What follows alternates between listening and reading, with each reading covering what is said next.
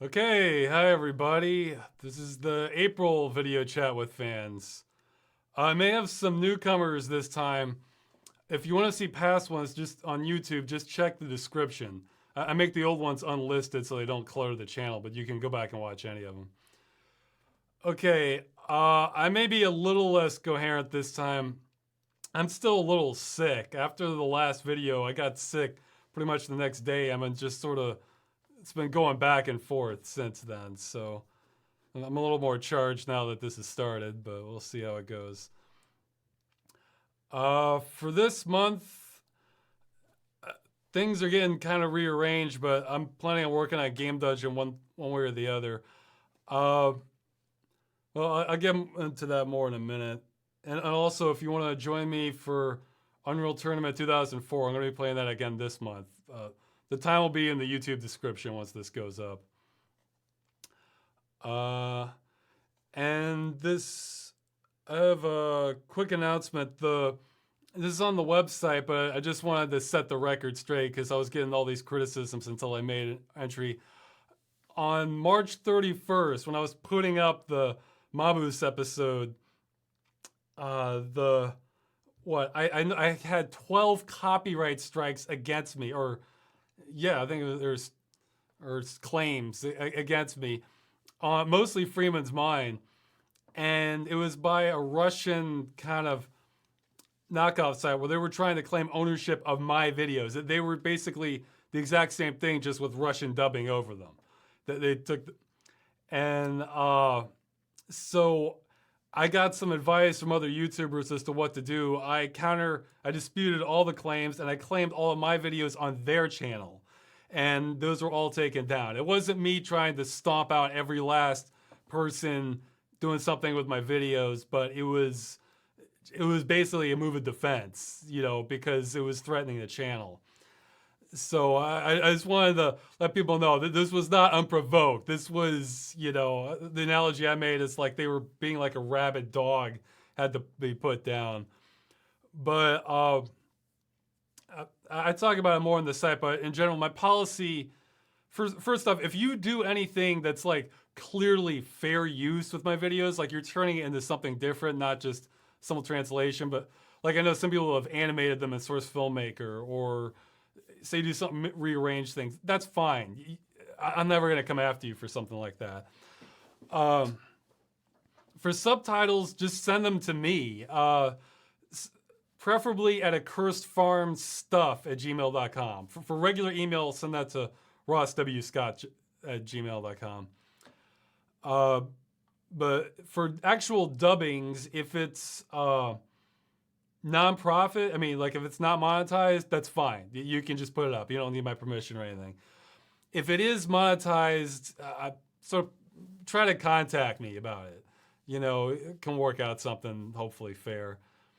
But yeah, actually, I may be striking a deal with the actual company that the fake channel was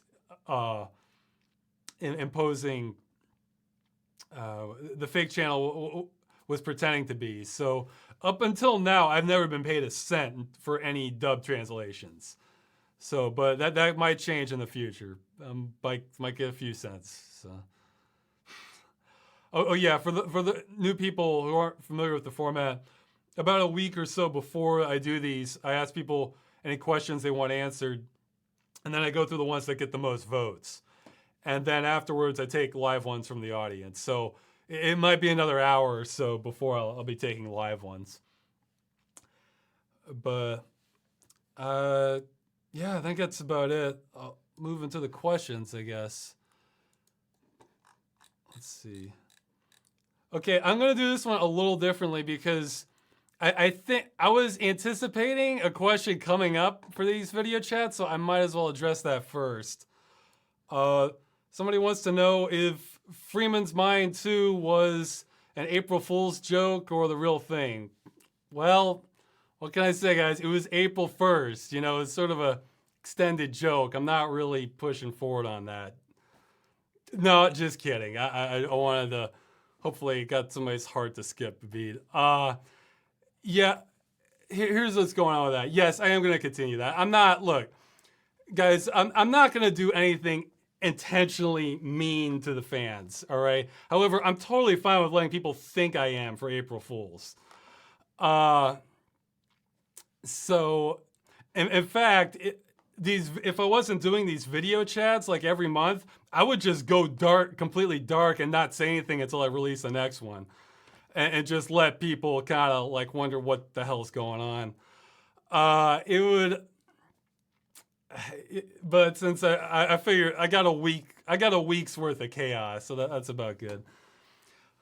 It's basically, I am going back on my word a little bit though. Like my original plan was I wasn't going to resume Freeman's Mind until I got to a certain point with the movie, and then progress would be kind of slow on it, and sporadic, not really any sort of schedule at all. Well, I'm not where I want to be on the movie yet. That was the dilemma for me, but I figure, I didn't want to put people off forever on this. And I figured that was as good a timing as any to do something. I never know what I'm doing for April Fools. Sometimes I always wonder if, like, man, am I going to be able to come up with anything this year? And this time the joke was that it wasn't a joke. And then it looked like it went pretty well. And in fact, it went so well that's altered all plans a bit. Okay, so what I'm thinking about doing now is, because, geez, it's approaching like 500,000 views or something. So it's easily the most popular video I've made in the past couple of years. But I'm glad I had that interim, because, eventually Freeman's Mind has to end, in which case I'm dead in the water without other videos. So I'm glad I've been doing Game Dungeon and different stuff.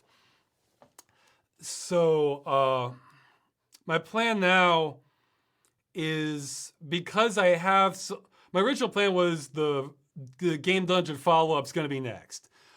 I may alter that a little bit. It's going to be soon-ish on the roster, but now, since I have so many new viewers, I'm thinking, well, geez, maybe I should get like a pretty good Game Dungeon out so you can at least get a taste of it, and then, because the follow-up, it'll be enjoyable enough, but it's not going to be the same caliber as some of the other Game Dungeons I've done. So, what I'm thinking, so I may do a normal Game Dungeon, and there's one Game Dungeon like I have to get to. Like ever since I started, I've known I have to cover this game. So I'm thinking that's moving up quite a bit, but I don't know how long that's going to be. That one might be, that could even be like an hour episode. I don't know. And probably people who are watching Freeman's Mind might not want to stick around that long. So I don't know. I can't imagine going for more than 2 more Game Dungeons before I do the follow-up. And after that, Game Dungeon may slow down quite a bit, because the masses have kind of spoken with Freeman's Mind. What may happen after that, like, don't expect more Freeman's Mind this month. But I'd say it's probable I'll start it up again, at least on a monthly basis. Well, okay, I say at least. Hopefully at least on a monthly basis. Like, I have to be careful about promising times afterwards. And what I might do is just do Freeman's Mind, where I would be doing more Game Dungeon, and then spend the rest of the time on the movie. And I'll still do Game Dungeon periodically, but that might buy me the time I need. I really am glad I had a break from Freeman's Mind, though, because when I was going back in, it was feeling very robotic, like it used to. I was thinking, oh yeah, like, I guess doing Game Dungeon feels like a project, and even though it can take, whereas Freeman's Mind, it feels like a grinder, like an assembly line thing. So that was I think it is faster, but at the same time, psychologically, it's a little less fun. But okay, so that's probably the question everybody tuned in for. I wanted to get that up front. So yeah, I'm not sure what I'm doing. Oh yeah, that's another announcement. I may have a forced vacation at some point in the future. The bathroom of my apartment is growing mold all along the ceiling. And we tried treating it, but it's It might be coming in through the roof. I don't know. I've contacted the landlord. He's contacted the administration, but they're sort of twiddling their thumbs on that. But if it gets bad enough, I might just have to evacuate the apartment for a while somebody comes in to take care of it. So if that happens, that could throw everything off a little bit, but I'll get back to work afterwards. So yeah, okay, I guess I'll take the questions now, starting from the top. Yeah, I had questions that were more popular than what's going on with Freeman's mind, but I figured that one I was making an executive decision on that one. Okay. I was wondering what's your 2 cents on the horrendously buggy AAA games being released? It seems more in the public eye now with the release of Mass Effect Andromeda. Do you think this is part of a larger sign of corporate laziness, or is it unique to the studio? Well, for Mass Effect Andromeda, I don't know the full details. I mean, I saw some videos on the animation compilations they had. My just knee-jerk reaction is that it sounds like a combination of poor management and not enough time, if not both. And oh yeah, someone's commenting about the house. Like you'd think I'm running a mushroom farm or something here with as much mold as we've got, but no, I think it's just bad design on the apartment itself. But yeah, I'm guessing it's a combination of the two, especially with EA at the helm. I mean, it sounds like Mass Effect Andromeda got it more than most, but I treat every major new game now like it's a late beta.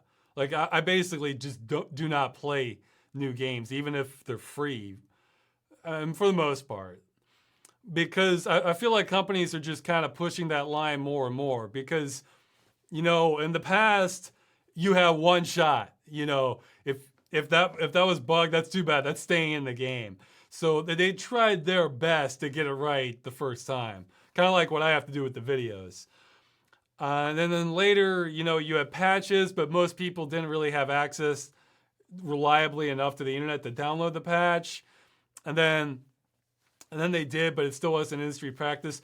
And then now I'm convinced when a lot of games go gold, the game is not really ready. They are working straight past the shipping date so that there's like a day one patch ready for it. To me, that says the game is not finished. If there is a day one patch for your game, I think it's not finished, because ideally you shouldn't have a day one patch because you've plugged as many bugs as you can foresee.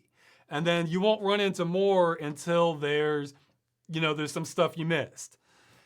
But if you just have this big patch ready to go, that means they're just kind of pushing it to the very edge, which I guess makes the bean counters happy. So I don't know. It's just a sign of the times. I just hope they don't stop the practice of patching it after the sales. So but 6 months later you have a basically finished game, or 1 year later it's finished. But I will say this though, I saw some stuff floating around like they were trying to blame this person who is a lead animator. Man, look at the credits. If that person is not in the credits, you can't really blame them because they're not owning up to it. Like, I've had people help me on projects where I just really was not happy with the quality of it in some cases. So I had to step in and fix it myself or find something else. Like, somebody has to own up to that, and they're going to be in the credits. So if you're looking for scapegoats, look up. Don't look like mid-level, or the responsibility flows upward. Okay. How did you make that trick shot with the can and new Freeman's mind? I just practiced it a few times until I got it. I have enough knowledge that I could rig the map to make it so that it's a no-miss shot, but seeing as I've been out of the loop with Source SDK, it probably would take 100 times longer for me to do it that way than... I think I got it like third try. First I went and just experimented a little bit until I was relatively sure the position of the angle, everything. Then I did it kind of live as part of the demo. Yeah, in fact, if you go too far away, the Metrocop just starts chasing you anyway. So I had to kind of keep the edge there. I figure everybody was expecting me to do one thing or the other, so I kind of wanted to, I kind of wanted to keep it a little more fresh for that. And there was still enough in character. I was actually, I've forgotten the name of it. Maybe somebody will know in the chat. I was actually kind of remembering this video I saw. I think it was like a French one where this group of guys gets together and it's just a compilation of this of them doing nothing but making trick can shots that goes to this music, and they're making all these impossible shots. And they must have done it the low budget way by just doing it till they get it. You know, there were probably must have been like 100 takes for every 100 bad takes for every good one they have. But man, the video looks fantastic. But my favorite is one where this guy's sitting on a bench and then this person walks towards him. Oh, and he gets up and he just throws the can behind him and shakes his hand. Of course, the can goes in the trash can. So that's what I was thinking of. The video is several years old, but it left an impression. Let's see.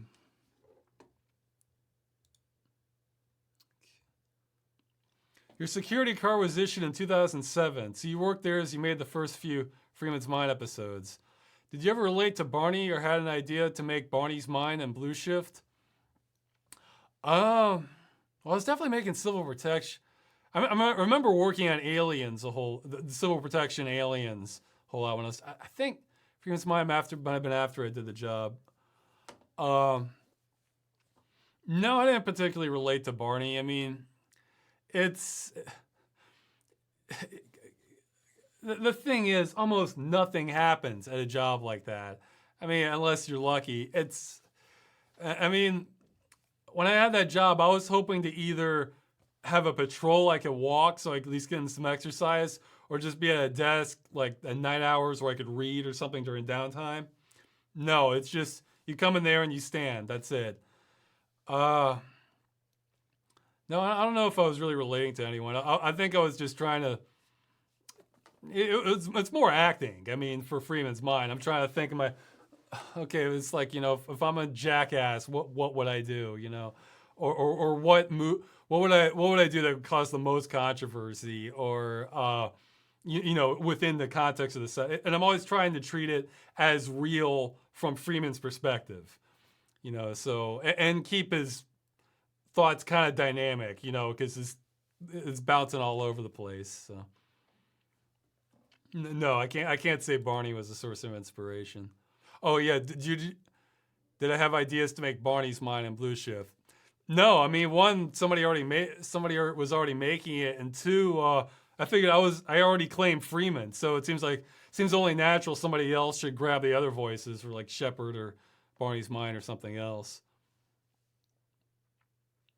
Oh yeah, this is one got asked a lot. What are your thoughts on the Secret World becoming free to play? Do you think it'll increase its lifespan because potential longtime players may be joining, or do you think that'll decrease its lifespan because the devs and publishers won't be making as much of a profit as they would be otherwise? Well, I think it'll definitely increase its lifespan. I'm excited about it. It sounds like they're going to address one of my biggest complaints about the gameplay, which was that like I never care for the combat, and I left an important line out of the review, and that I forgot to say that, you know, that slow sort of take your turn combat that's common in MMOs makes sense for MMOs because you can be in a party where, you know, it's slow for you, but as a group it can all kind of click and flow.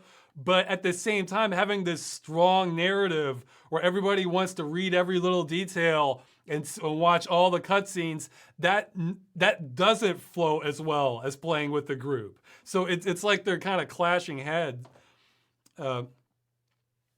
clashing the two. So you know, it's like one size fits no one, in my opinion, for that. Well, thankfully, I read that they're going to make it more action oriented with the combat, so that would be fantastic. And yeah, if they do that at some point, I'll cover the rest of the game in a follow-up episode. I stopped after the first third because, I mean, I was really enjoying the game, but man, the combat just wore me down. I hate that. You know, just the slow. It just felt. It's not that I can't take something grindy, but the grind has to be fun for me, and that pace of combat just doesn't click. But I was loving the story and all the little details. So Yeah, and they're gonna make all they're gonna make all the DLC stuff accessible also. So that's great. I'm looking forward to it. As for the other question with the well, okay, two questions. The lifespan, there's two sides to that. One, on one hand, it might be less likely that an emulator will come out in the event that they ever have to shut it down because, if it's free, most people think, well, why bother making an emulator? It's free, anybody can play. But on the other hand, this is going to expose it to a larger audience for certain. And I think that maybe that can get enough diehards into the mix that, some of them have enough technical know-how that in the event that it does go down later on in the future, that more hands can be accessing it to preserve the game somehow. So I'm optimistic in both ways. And as for them making less money, I imagine they've probably made the bulk of their money on the main game. So, because, it started off as you pay once per month, and then it went, you pay, and then there'll be microtransactions for some things, but the base game was you owned it once you paid for it. And what? Somebody's talking about. I was being silly about the zombie hits. I'll talk. I'll expand more about the combat when I do a follow-up episode on it eventually. But I think just having more eyes on the game will help it, and they may actually make more money just because there's more people playing, and they'll get more diehards, and I'm sure there's going to be some people who never heard of the original, and then they'll see this and like, oh, okay, what's this? And then they'll probably get sucked in. So I don't know what their monetization scheme is. Hopefully it works. I think what they would have to do to keep, to keep it profitable would be to have some incentive. What would be to have the end game content be strong? Because I heard that wasn't the best, but I don't know. I'm probably just gonna complete the storyline myself, then I'll be done with it. But that'll take a while. It's a big game. But so they need to figure out how to keep the diehards in the mix, I guess. The people who are, just playing the MMO every day. But yeah, I'm looking forward to it. Hey Ross, what are your thoughts concerning gambling in video games? It seems like loot boxes and undisclosed odds are becoming the norm, targeting both the children and adults. Any thoughts on this? Well, I've never been much of a fan of gambling myself. I don't like gambling unless I'm pretty sure of the outcome and I'm totally prepared to lose if something goes wrong. So So if a game relies heavily on gambling, I'm either not interested in that game or I'm not interested in that aspect of that game. But they're definitely psychological traps. I mean, my girlfriend plays a whole bunch of Guild Wars too, and I know she's been kind of sucked in by these, I think they're called Black Lion boxes. And I've tried to discourage her from getting those. I try to explain, the other things, spending game currency to get an item or something, well, that can sort of make sense because, you have that, then that enhances the game for you. But it's gambling. I mean, they're trying to get you psychologically. So, yeah, people are going to fall prey to it. I guess that's how they make their money, but it's never appealed much to me. So I don't see it as majorly harmful unless the person's already predisposed towards gambling in the first place. But, because the games that are going to abuse that probably aren't the best games anyway. It would be my guess. So, okay. Oh, yeah, this question. Hey, Ross, imagine the next scenario. A man comes to you with a suitcase containing $1 million in it and says it's yours on one condition, which is to abandon the project of your life, the movie. Your actions. This will not be an easy one. I'm imagining the guy from the movie The Box, showing up. Well, on one hand, I mean, this is basically the main thing I want to do. However, I have other ideas besides the movie. I mean, the movie is my best one for a movie, But I actually have a series idea that I might explore after the movie that could potentially be even better than the movie. However, the movie has a beginning, a middle, and an end, which is much more appealing from a morale standpoint. So that's why I'd rather focus on that. Uh, See, the main appeal of money is, for me, it would be like financial security. So, you know what? If I got $1 million, I probably lose a third of that to taxes right off. So maybe, let's say I get to keep about 650,000. I could probably survive. Okay, I'd say I could survive on that anywhere from 20 to 30 years, but that's at the current rate of inflation. So realistically, it'd be less than that. However, if you have that kind of money, you can invest and probably be set for life. Uh, Not that I know a whole lot about investing, but for that kind of money, I think I'd have to learn. Uh, yeah, I don't know. Like I keep thinking in the movie Happy Gilmore, where he does this commercial for Subway, and at the end he says, "Oh yeah, Mom, we got these cards. Now we get free subs for life." And I was thinking, if I had a card that gave me, free groceries and lodging for life, then sure, I would turn down the money. But if not, I honestly don't know. But the good news is I don't think I'm really gonna have to worry about this happening. So it's a bridge I'll cross when I'm not gonna come to it. So okay.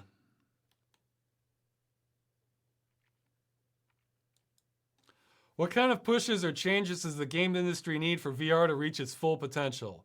I'm starting to lose hope. What? Well, I'd say four things total. Four things.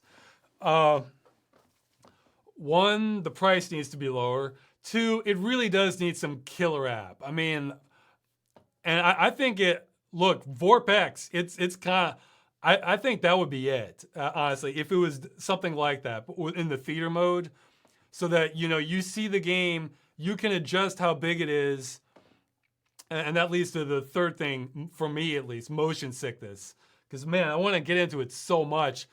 Vorpex is pretty much the only way I've found to have decent immersion and move, like, within the game, move farther than my room, in other words, and, not get sick. I mean, it's not as immersive as the full thing, but man, it's like I can't do it. I don't know. I was trying. In fact, I tried. I had a free copy of Elite Dangerous PvP mode, the arena Elite Danger. For a while, they had that free, and I grabbed a copy of it because I figured, why not? And so I tested the training tutorial on that because I heard that game didn't make people sick that much. If I'm flying forward and just move like a little bit, I'm okay. But if I start, making turns, no, it still gets me. So I don't. So that, and yeah, the price, and if we just absolutely want to nail its full potential, the resolution needs to be higher. But then you run into problems with being able to render everything. So, yeah, I think it needs all four of those to hit its full potential. Though I'm still optimistic. In fact, I'm really, look, at some points, when I have more time and maybe once the resolution's higher or high enough, I'm going to bust out that 3D Ripper DX tool, go through as many games as I can that I think would be good candidates with real interesting maps to look at, rip out the data, throw it in Unreal or Unity or something, render that, and then I can go in and explore. I can explore the game in VR. Actually, maybe that one of those treadmills, the 360 treadmills might work. Besides the Virtuix Omni, there's another one called Rover without an E.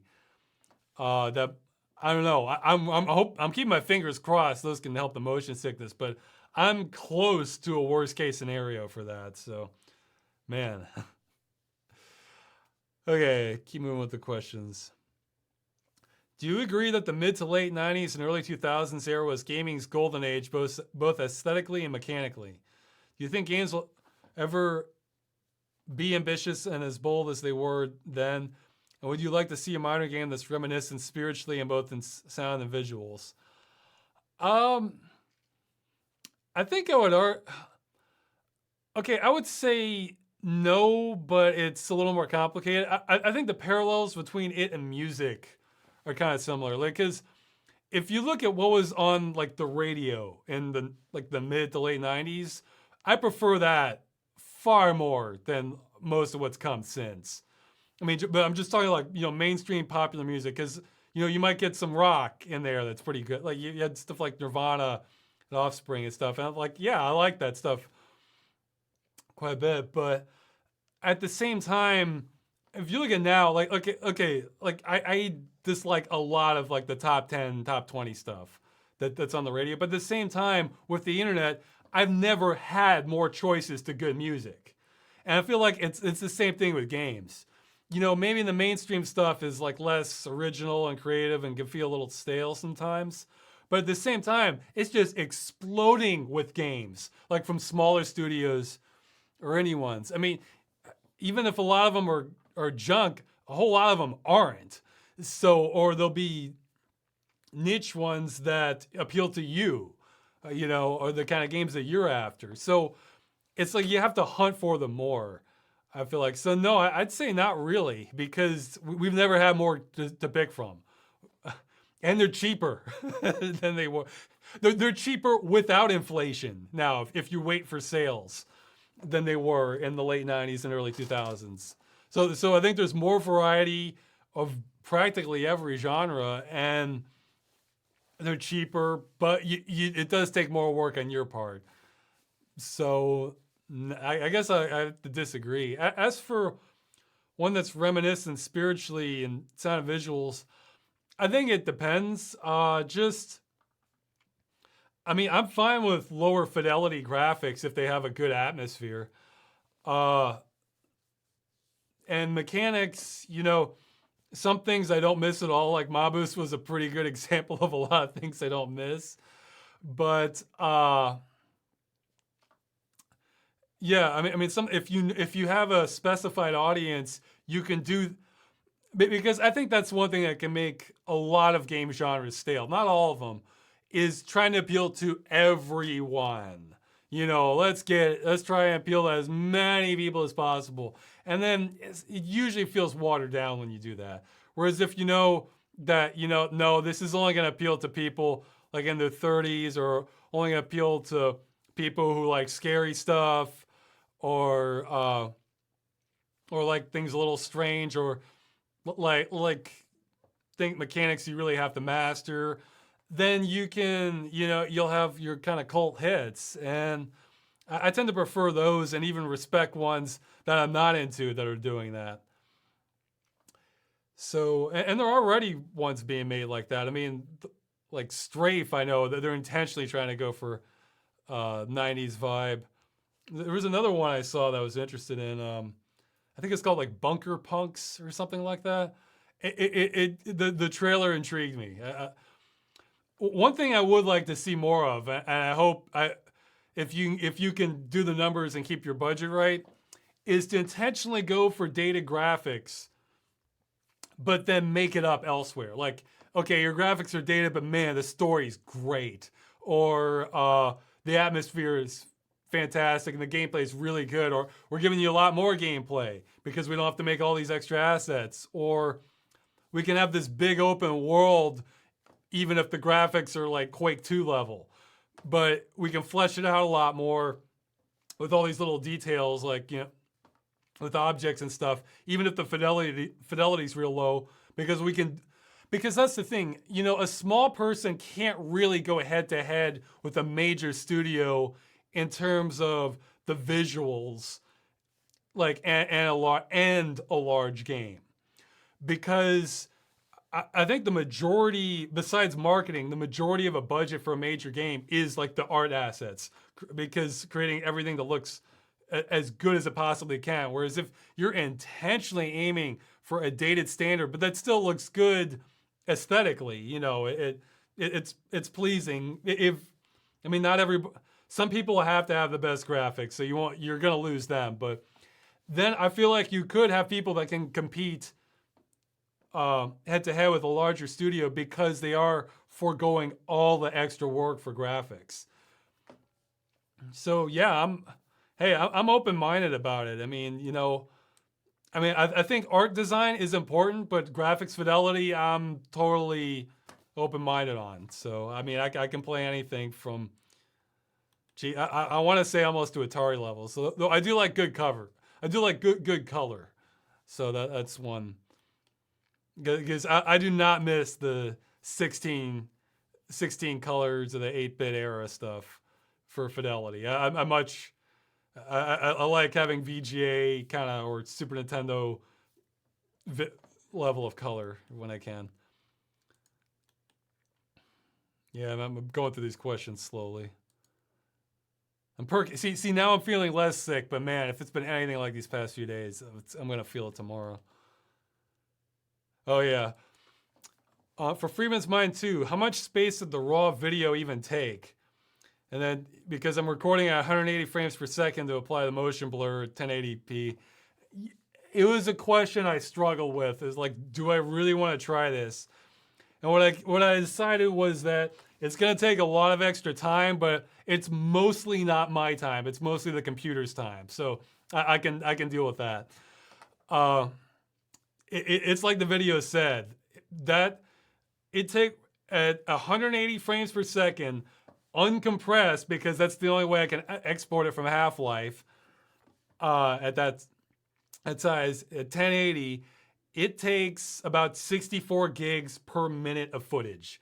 So your answer is about 650 gigs, or maybe a little more, because now it wasn't all at once, because what I did was I recorded the demo chunk. So once there's a level load, that's it. That's the end of the demo.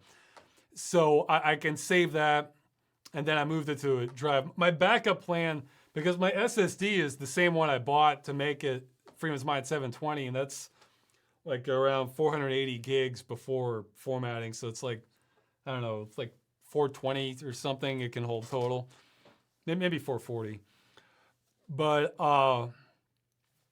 my plan for that was that if it went too big over the SSD, I was just going to send it to one of my external drives over USB and just let it run overnight. And then to just send it to the hard drive, which is much slower to record, but just let it run overnight. In the morning, it'd be there, and then I could process it after that. Now, I did mess around with that Source 2 demo program, and because it can save a whole lot of space by doing the motion blur calculating on the fly. However, it doesn't take the extra jump the way my script does. So you'll think I'm making this up, but it like, if you do like a quick turn in the game at 1800 frames per second, it gets shrunken down to 30, so it doesn't save that many. But at 1800, my method looks better for like a quick turn, because mine just takes the extra jump and tries to guess based off the motion vectors, whereas this one is just frame blending. So I do not know how high you have to get before it's just across the board better than my method. Although I may have to use it later, because I did some tests with the buggy in Freeman's Mind. I noticed my method did not look too good for that. So I may have to experiment with that later. But yeah, for now I'm using the old method, and I'm just dealing with it. I may eventually get a bigger SSD, but also, if anyone has any suggestions regarding demo playback, feel free to email me. I was monkeying with the CL interp values and the MPC interpolation values and the legacy mode. I got it about the best I could, but it always felt a little bit off to me. So I apologize if it looks like a little twitchy. It's the engine. I don't know what else to say. Maybe there's a way to take care of it. So, but yeah, that is going to add to the processing time. But I can I can do simple things if I keep it in a windowed mode while recording. Like I can do web browsing or type stuff, and that doesn't seem to screw it up. But if it's something intensive, that might screw it up when I'm recording in a window. And then once it's recorded, the processing the motion blur, that can just be done in the background. I have full control over my system. So it will take longer, but I decided, oh, what the hell, just go with it. Okay. Is the movie really Freeman's Mind too? No. No, it doesn't have anything to do with Freeman's Mind.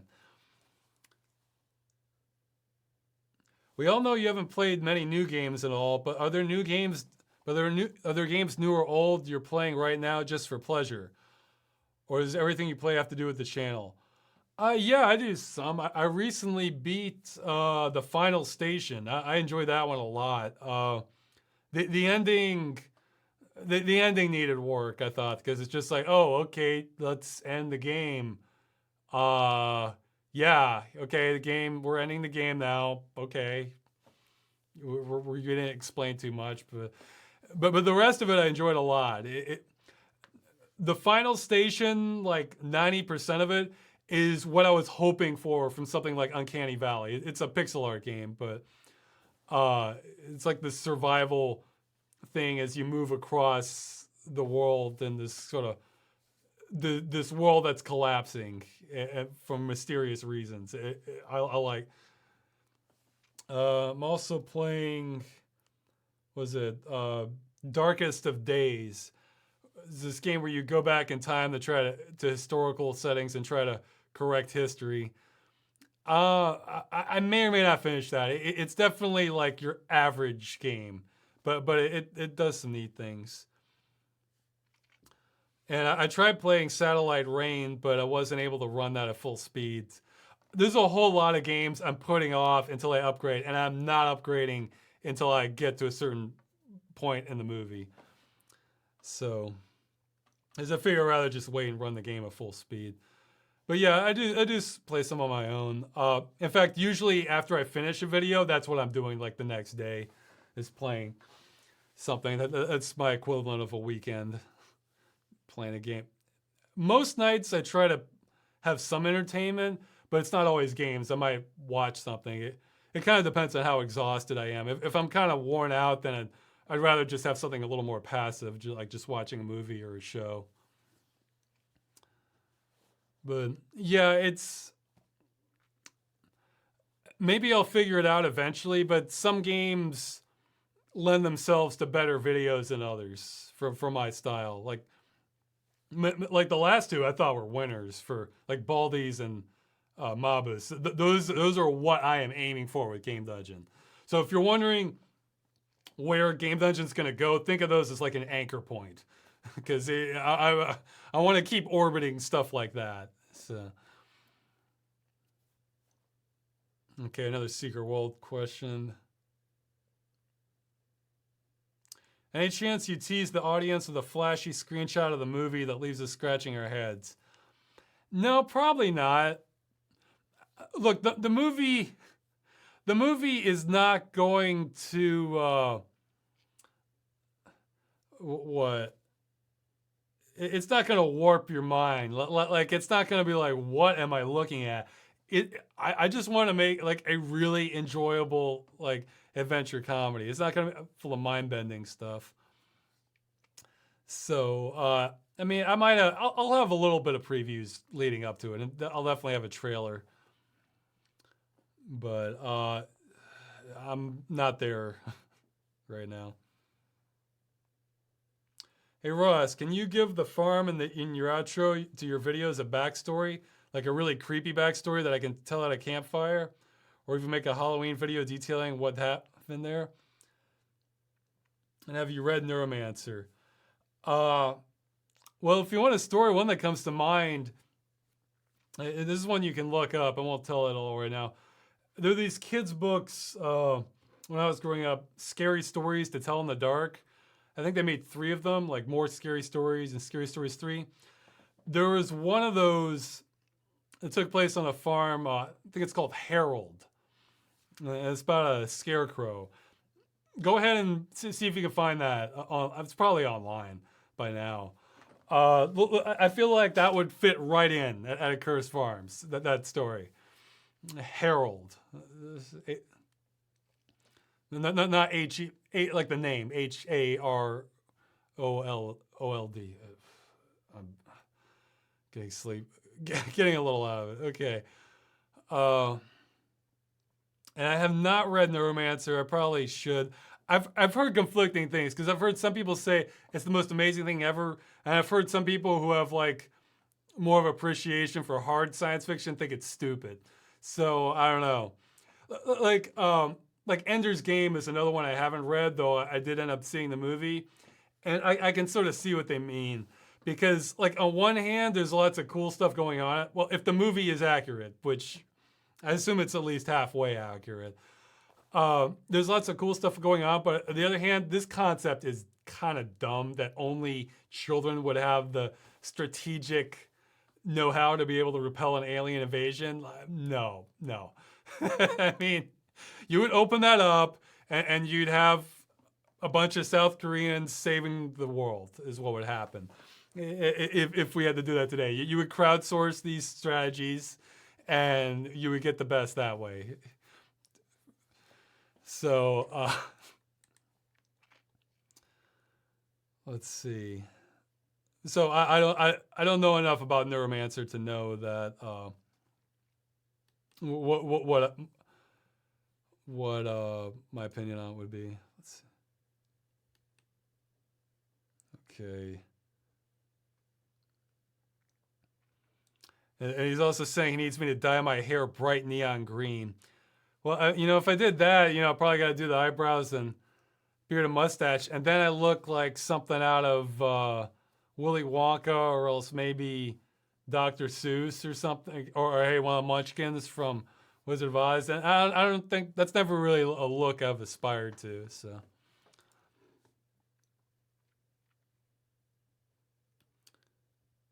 okay, it's a long one. Let's see. Okay, he's asking about the video, how I mentioned AI and the robot jobs video. Okay, Elon Musk recently just revealed that he wants neural links that aim to connect the human brains with AI or computers. Because, he's troubled by artificial intelligence and wants to put us on par with computers' AI. I think this is actually an interesting concept, but that raises the questions. What AI are we going to even connect our brains to?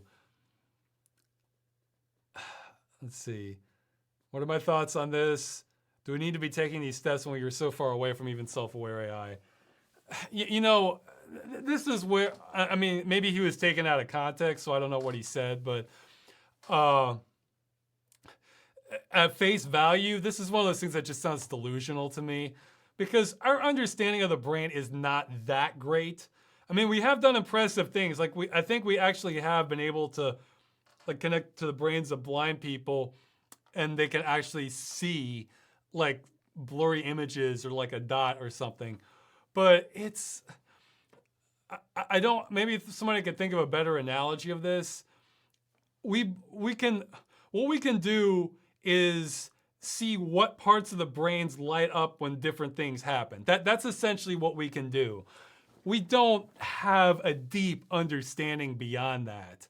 And so they're talking about bridging that with AI, which I think is not gonna, I think self-aware, sentient, conscious AI that you could argue is a life form, I don't think that's gonna happen in my lifetime. So, I mean, so we're bridging that with understanding of the brain where we're so far off from that. This is probably isn't a great analogy, but let's say you're on a boat and you're trying to find a submarine using sonar, and we can locate that, and then you want to find out what one of the crew members is eating for lunch.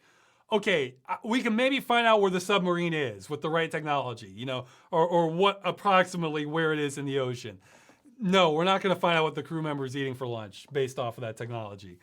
So I see it kind of like that. I think it's delusional. I mean, yeah, it can make for fun science fiction, but for something to worry about, it's just, it's outside. It's so far detached from things to worry about, I think.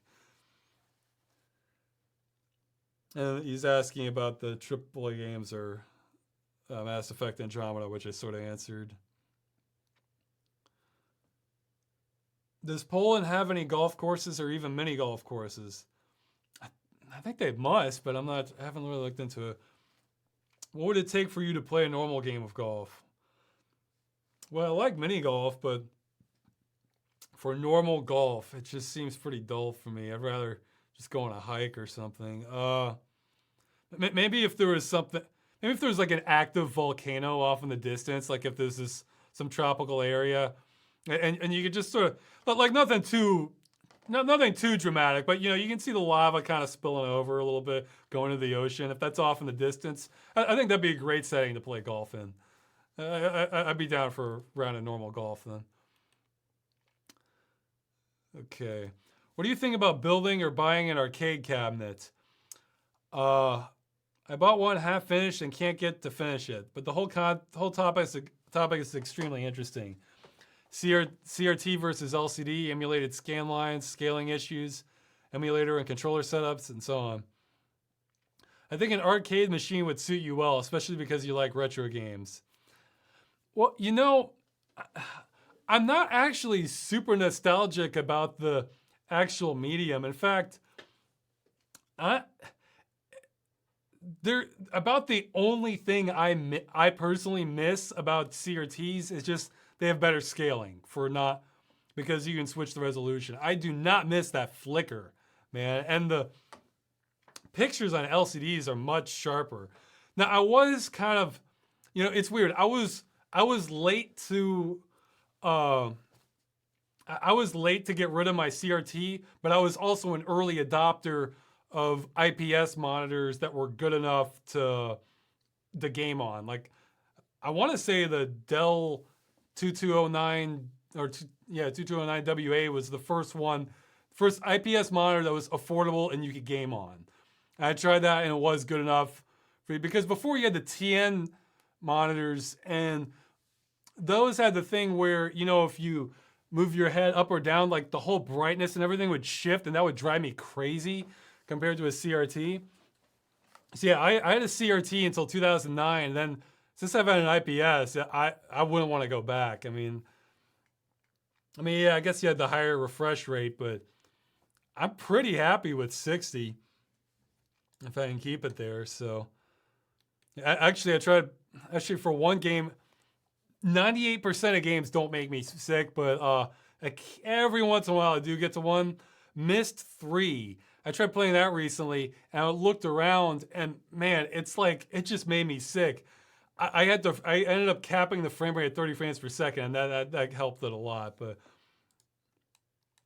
But yeah, so I don't really miss the technology a whole lot. I mean, it's the games, you know, whether they were good or not. I do like having a full body joystick though. Like I hate thumbsticks. Like if I'm playing a game that has analog movement, I would much rather have just a joystick that I can kind of carefully control the movements with my whole hand rather than just my thumb, because I'm terrible with those. But yeah, I mean it's a fun project for if you want to do it. But I'm totally happy having just an emulator on my machine and a decent screen and controls. So. Do you play roguelikes? If so, what are the best ones you've played? I haven't played many, and it depends on what people will define as a roguelike too. Because some people are mentioning Binding of Isaac and FTL. I've played both of those. Binding of Isaac wasn't really my thing so much. FTL I liked quite a bit. I also played recently, a couple months ago, Death Road to Canada. I enjoyed that one. It was sort of a zombie, if that counts as a roguelike, I don't know. The one, I don't, see with roguelikes, there needs to be two things going for it. Let's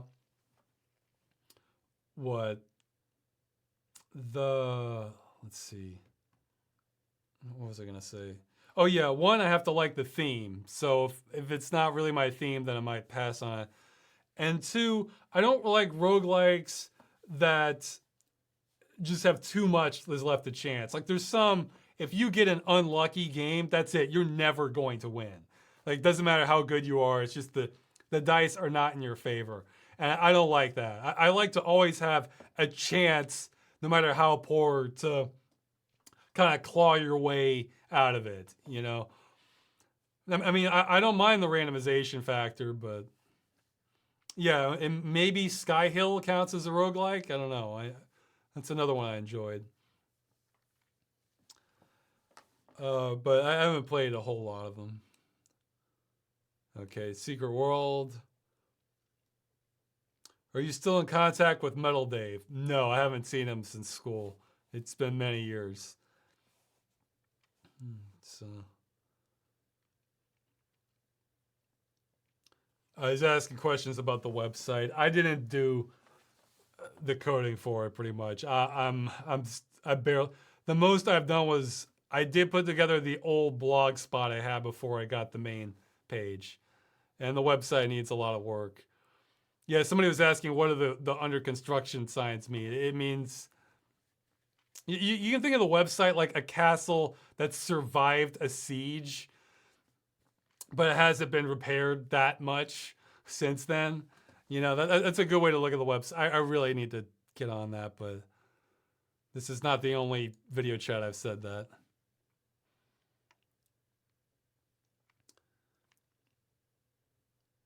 What if in an alternate reality you never did Freeman's Mine?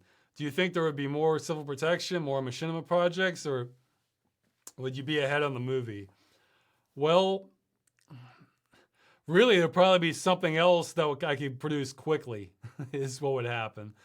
Whatever that would be. Because that was the main motivation for Freeman's Mine, is that it was faster than animating. Which animating, it just wears me down.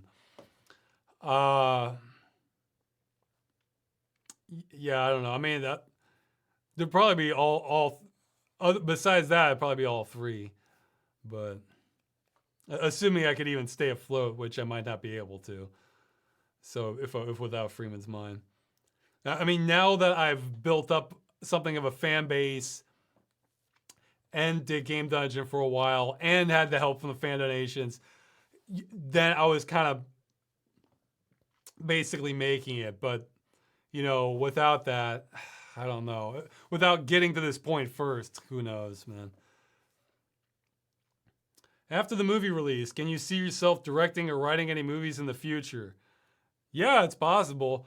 The big question is whether I will animate anything ever again. I cannot answer that. But sure, you know, I enjoy making videos. Where do you see Accursed Farms channel in 5 to 10 years? Do you think you'll still be making videos or you'll moved on to more professional forms of media like television or film? Well, it's not like I've gotten many offers in the latter, so I'll probably just stick to YouTube videos. But boy, 10 years, anything could happen. Look, I'd love to be wrong and a crazy alarmist, but I really wasn't joking about what I said in the Deus Ex Human Revolution. I think we are going to see a major oil crisis. In fact, I saw a really good article. And before then, we'll probably see something similar to the 2007 crash. I saw a really great article about that went into a lot of detail. Put it like this. I don't know if this article is right. I just see this as over a long enough period of time, the numbers stop adding up. So I can't predict exactly when. However, this article I read, this was a report made to the central banks. So, you know, about like trying to predict investments and everything. Their prediction is that like Q1 of 2018, we're going to have something similar to the 2007 crash. Don't know if that article is right, but their reasoning was very good. So, I mean, from the oil side of it. From the economic side, I'm less versed in, but the oil side made a lot of sense. Let's see.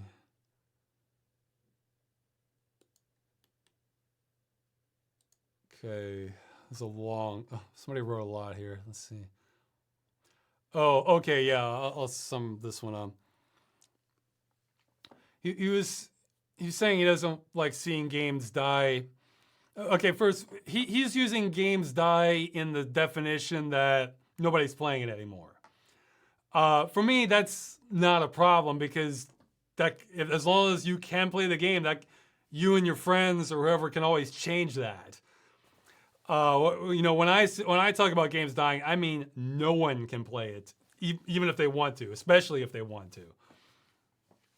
So, but he was saying I'm missing an opportunity by having these monthly play sessions with fans because, yeah, okay, I'll maybe post that article link at the end, or when I put it on YouTube. I'll try to remember to post the article. Lost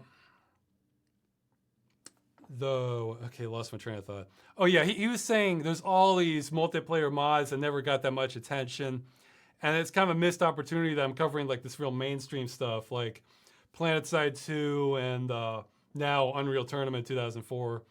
And I did some Zombie Panic earlier. Man, I still love Zombie Panic, but I tried playing more again outside of those games, and there is with beyond the shadow of a doubt, aimbot's pretty active in that game because I saw somebody aim at a body, a dead body. He just swung his mouse cursor. He was making nothing but perfect shots, so maybe he's that good, but I don't know. I'm suspicious. And then I started spectating him. He just sort of hovered. He's just looking around for ammo. His crosshair happened to pass over the head of a body that had been killed. Bam! He immediately fires into the ground. So that to me, that says he has some sort of little script to identify the head or something. It's like in a different color. That's another thing. Okay, get back to this question. It feels like I'm sort of missing an opportunity to get these games active to, My attitude on this is, well, I don't do that for two reasons. One is I want the games to be as accessible as possible. So a minimum number of steps, you can just join in if you want. It's not as few steps as possible. Make this kind of easy to join in if you want, rather than if you install an old mod, you have to download it, then you might have to configure extra stuff. And then maybe something doesn't work and has some dependencies. And that would just kind of slow it down too much. And the other is, this is just sort of an extra thing I'm doing. I feel like my main focus should be the videos. So if it's taking a lot of extra time on my part, that makes me just want to kind of cancel the whole thing altogether. So, I feel like that's the sort of thing you could probably get like a group following going on with, maybe even make a channel out of it and to get it more publicity. Say, all right, this week we're going to do this mod. All right, this week we're doing this mod. There might be some that do that already. Because I've seen some weird ones. Like I saw one I remember one for Half-Life. It's called Box War, where it was nothing but a bunch of crates everywhere. You played as a crate. Your enemy played as a crate. And it was just sort of like, you try to like take out the other person in the middle of that. It was like extreme camouflage or something like that. And I remember, I think it was called Snow War, where you just throw snowballs at people. But yeah, okay, but I think I've said this before, so I don't mind revealing it. The movie is inspired by a lesser known mod to a game. I'll say that. I won't say anything else in that. It's inspired. I'm not gonna say which mod. I'll say after the movie's done which mod, but no, not until then. So yeah, it's just a matter of convenience, really. Hey Ross, a few months back I was pondering with a friend about the future of VR and philosophy and came to an odd conclusion. That while VR is a tremendous leap forward in technology and gaming immersion, philosophically speaking, it's a step backwards because in a way we are going right back into Plato's The Cave. Like, do you think this is a significant issue or am I off here? Okay, maybe I'm missing something, but I mean, Plato's allegory of the cave, it's, you have these people who all they've ever seen are just shadows and silhouettes, and so they think that's what reality is. So they're kind of unprepared for seeing actual reality. I don't think VR does that because at no point am I utterly convinced what I'm seeing is real. I mean, it has an absolute immersion factor because it can sort of trick part aspects of my brain and senses, but never the full thing. So I don't think it really is. I don't think the. I mean, if you think people are going to have problems distinguishing that from reality, I'm not sure the risk is that much higher than just normal games or television or anything because there are people who do have a loose grip on reality, but I mean VR takes it a little farther, but not so much farther than just digital mediums in general. So no, I don't, unless I'm missing something, I don't even, I'm not, it's real like, it's not, it doesn't, I'm not sure there's anybody who's convinced it's not real, you know? I mean, who's convinced it is real, who doesn't have some sort of psychological disorder. I need some water. Just okay. Have you considered doing a game dungeon on Half-Life? I'm in certainly no rush to. It's not on the list. It would be by fan. It'd be by fan demand. Have you ever been approached to do professional game reviews, games journalism, or even game design? If you got an offer, would you take it? One person offered to design a game for me, but he was a standalone person. I gave him a few ideas, but I don't know. I don't have this grand vision of games I'd like to see that would be easy for one person to make. Because for me, games is sort of a cumulative experience. You know, I'm not quite the gameplay purist. I like having a good atmosphere to the game too. So, no, for the other ones, no one's approaching about game reviews or game journalism. If I would take it, it just would depend on the offer, I guess. I mean, if I can, I'd rather do more creative projects. But, you know, as far as jobs go, that's certainly one of the better ones, you know, doing reviews or something like that.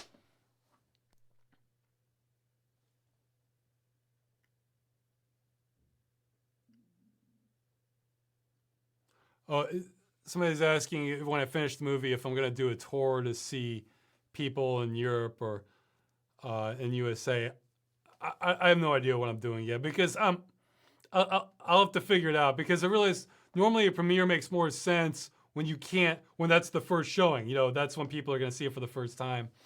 I guess I could do that and then put it on afterwards, but then, you know, somebody would just record it with a cell phone and put it up before I have a chance to see the real thing, and then I don't know.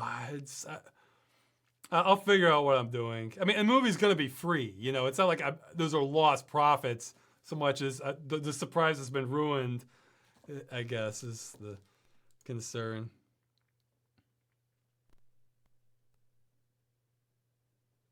Okay.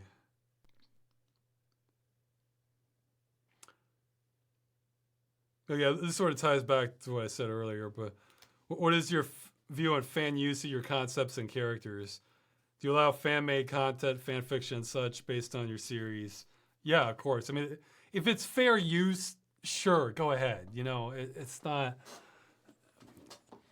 I mean, if you're just changing like 5 seconds and then the entire rest of the video is the same, yeah, that's not so cool. But if somebody can look at it and say, yeah, okay, this is something clearly different than the original video, then sure, go ahead, you know.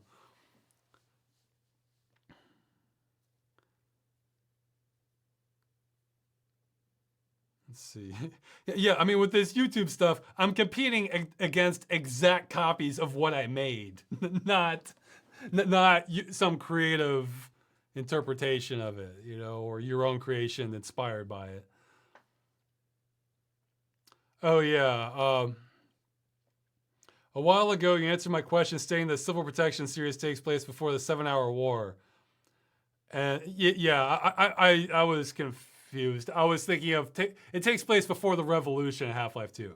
Yes, Civil War takes place after the 7-hour war. So that's what I was.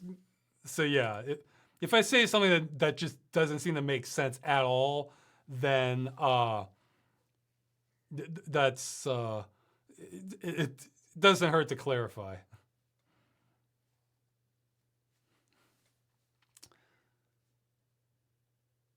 Okay, we're getting down. What do you think of this? Have you ever played the Metro series? I've only played some of the first one. I got to the point where I was on a minecart. I couldn't figure out what to do, and something crawled in and killed me. And I was thinking, okay, I guess I'll come back to this another time, and I haven't come back to it yet. So maybe I'll give it another shot later. But I wasn't sure why. I wasn't sure what I was supposed to be doing, I guess. Hey Ross, I've been on a binge of films about cults or with cults in them. I think Children of the Corn is similar. Do you have any recommendations? Or if not, any recommended horror films with a creepy tone like that? Well, you can probably just do a list of like cult movies and get a... Let's see, what are some? There's... Well, I guess this... It's sort of a trippy movie. I can't think of any that are like, these are my favorites, but like there's Suspiria, arguably Rosemary's Baby. But I mean, these are kind of slower movies. Jeez, there's one I saw recently. I forgot the name of. Okay, I'll check the chat here if somebody gets this. This is a semi-recent movie. I forgot the name of it. But the movie itself takes place in the 70s, and it's about this.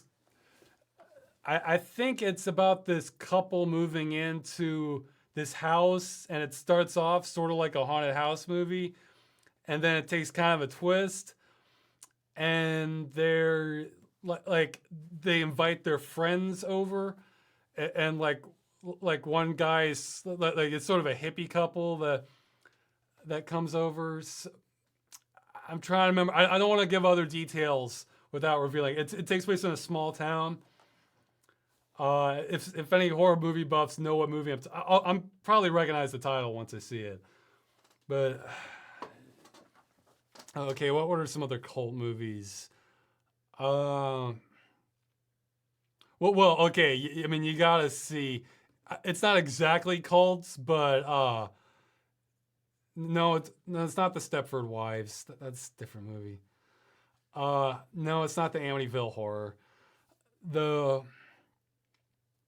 But yeah, Invasion of the Body Snatchers. Yeah, I mean, come on. Again, it's not exactly a cult, but man, that nails that kind of paranoia vibe. Let's see. Oh, The Wicker Man. That's a real famous one. I mean, the original one with Christopher Lee. The remake with Nicolas Cage is bizarre, but yeah, that's probably the most famous cult movie, The Wicker Man. Oh, I saw another one. I think The Shrine. That one was all right. These are ones that are all thinking like okay, were never like the best movie ever, but. Oh, hey, again, not cults exactly, but since it came up in Freeman's mind, it's not a movie, but it's, again, these are still kind of slower paced ones, but the BBC adaptation of The Tripods, it's kind of a cult vibe to it a bit. Yeah, for those that haven't seen it, the Tripods is about a society in the future where aliens have conquered the Earth, have enslaved humanity to do bidding for them, and they kind of using them to police each other. So yeah, so totally nothing to do with Half-Life 2 at all. You know? Okay, so that's, yeah, I guess just look up a cult movie list. I'm sure you'll find some stuff. Because the stuff I'm forgetting is probably just an okay movie that didn't like jump out at me. Either that or I'm just totally forgetting it, but.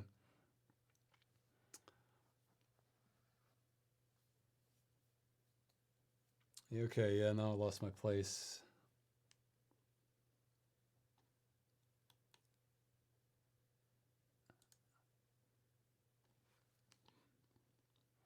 So Freeman has a doctorate, but he's been away from Earth for something like a decade.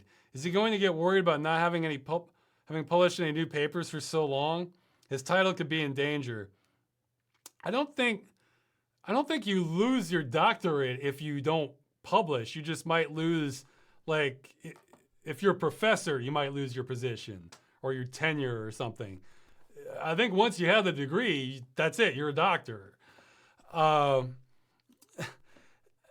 I don't know. I feel like Freeman's experiences would have changed his life perspective. Like he just had different priorities now.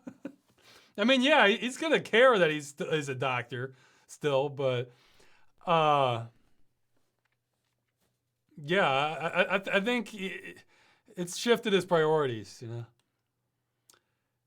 Russ, how do you feel about CD Projekt Red trying to trademark the word cyberpunk? Seeing as you mentioned how you like the genre. I think that's the lawyers. I think that's either them not knowing what they're doing or the lawyers just getting stupid. I mean, if they're going to trademark something, I mean, trademark means you have to aggressively defend the word. Kind of like when Bethesda tried to sue or lay charges against Mojang for the word scrolls. You know, remote. Yeah, I think that's stupid. And it's probably just lawyers. They should trademark Cyberpunk 2077 because that's pretty specific. You know, Cyberpunk 2077. Okay, that's fair. You know, that's you're not gonna have many accidents with that, but whatever.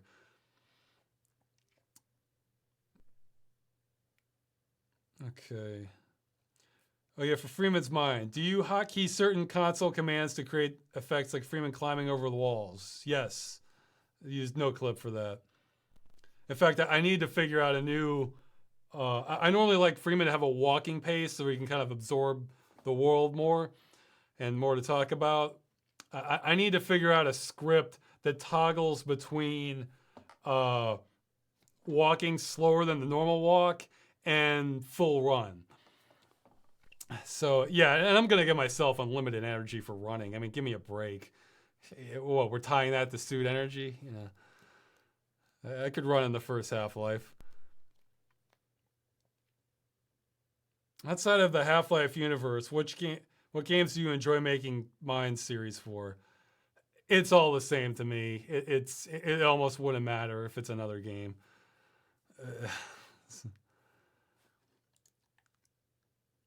Do you believe that having 6 fingers on each hand and using a duodecimal system would make us better at math? Yeah, I think it could. I mean, isn't that what was going on in Rama with some of the aliens? But it divides more evenly. I don't know. I think little things like that can add up. Like I sometimes wonder if cultures that have a lot more syllables and basic words, like maybe they lack on certain areas or something. I don't know. I've heard the way like language can be structured can affect the whole outlook, and I would think like 12 divides a lot better.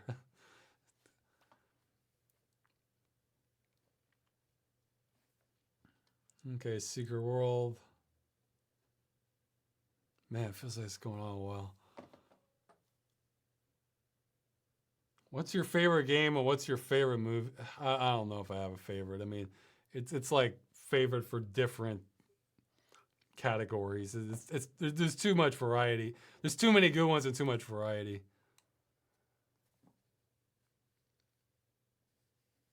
Is there anything you missed from the United States? Yeah. Well, I mean, English people I can talk to. That's definitely one. And also for where I am, I miss having kind of forest because, I mean, I was living in Virginia, which is technically, the area I was in is technically a temperate rainforest. So there was just woods and forests, the mountains everywhere. And I don't know, so something about that I miss, and I'm hoping to eventually move so I can get to more of that. And also, for the places I lived at, the air quality was definitely better on average. There'll be times when it's pretty bad here. Too many people burn trash in Poland. I don't like that. I mean, burn like stuff they shouldn't be burning.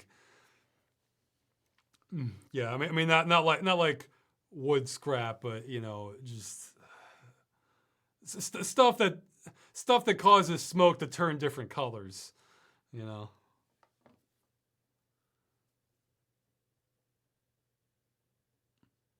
Would you be open to the idea of purchasing a very large property and do communal living with your fans? Depends how extreme the situation was.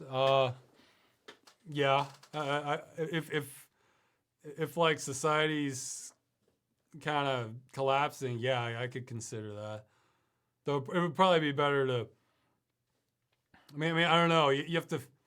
You would still need some screening, or else somebody who's really good at managing it. What's the worst joke you've heard recently? I don't seek out bad jokes. Oh, okay. I think there was somebody made a meme of this with The Walking Dead, and they have Rick asking his son, he say, "Hey, let's see. I'm trying to remember how it went. Here, I'll just pull it up quick."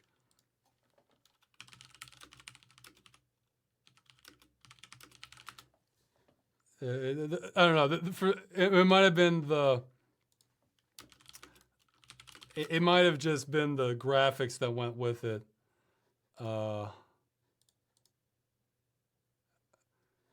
Okay. I don't see it, but okay. It was something like, hey Carl, I spent all last night wondering where the sun went. And it's like, Dad, stop. It's like, and then it dawned on me. It dawned on me, Carl. It just sometimes bad jokes can be so just hit a certain level. I think the key to a good bad joke is you have to see the pain inflicted on somebody else. Okay.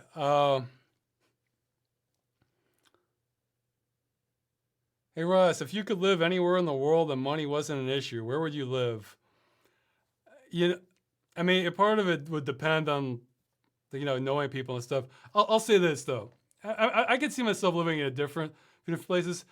Every time, it seems like 90% of the time, I see a movie and I'm thinking, man, that is gorgeous. Where was this filmed? And it's like 90% of the time, it's British Columbia. Like, it's just like, okay, yeah, so I guess I might like living in that area. Because, man, I like, mountains, lots of forests, kind of a colder climate. It's just, I can't tell you how many movies I've seen that. I was like, man, this looks so pretty. Where was this filmed? British Columbia. I go to IMDb and that's where they. So I guess that might be my pick.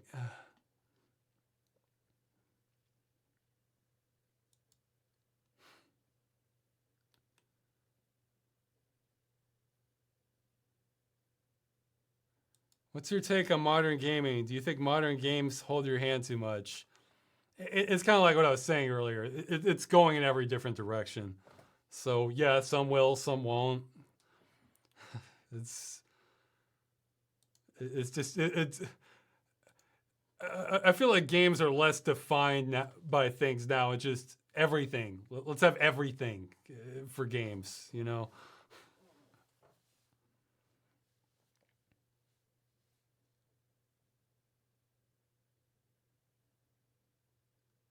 Okay, let's see. Answered that one.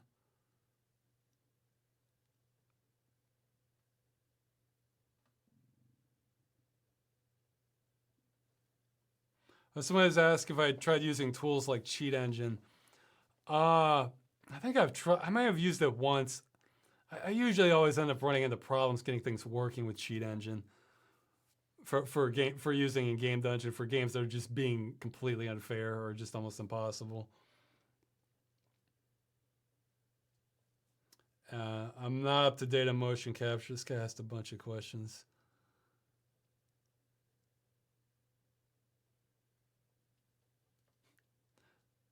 Someone is asking, have I tried recording in my closet? And the clothes you have hanging there actually dampen the sound quite a bit. And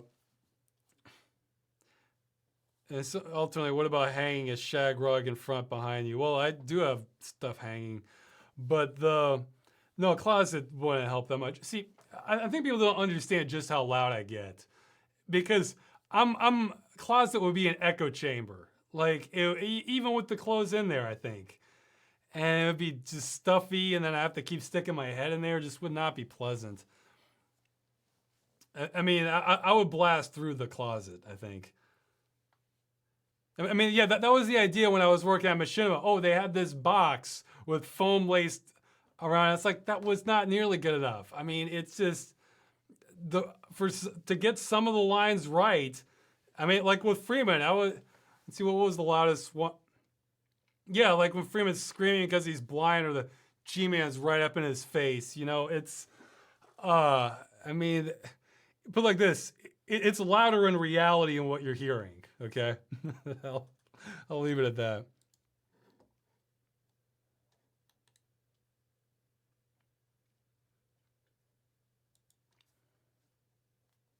Again, I'm not making this up.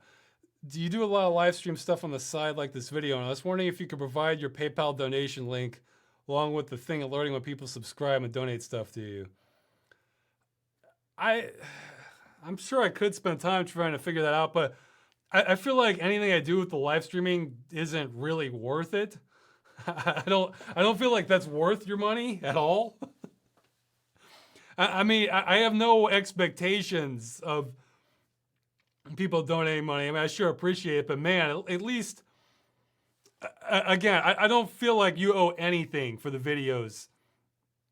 In fact, I need to thank some people for donating recently for the videos, but I do put effort into the videos one way or the other. That doesn't mean I deserve money for it, but I do put effort into those. The live streaming stuff, I don't even put effort into that. I mean, other than just making sure the volume works and you can see the picture. I mean, so, no, it feels kind of money grubbing to me. I mean, if I was like a professional gamer and really showing off impressive stuff, okay, that might be, or if I was so good at commentary that it's like tuning in for Mystery Science Theater 3000, I can understand that. But in my opinion, what I do is just, the stuff on Twitch does not deserve money, in my opinion, so.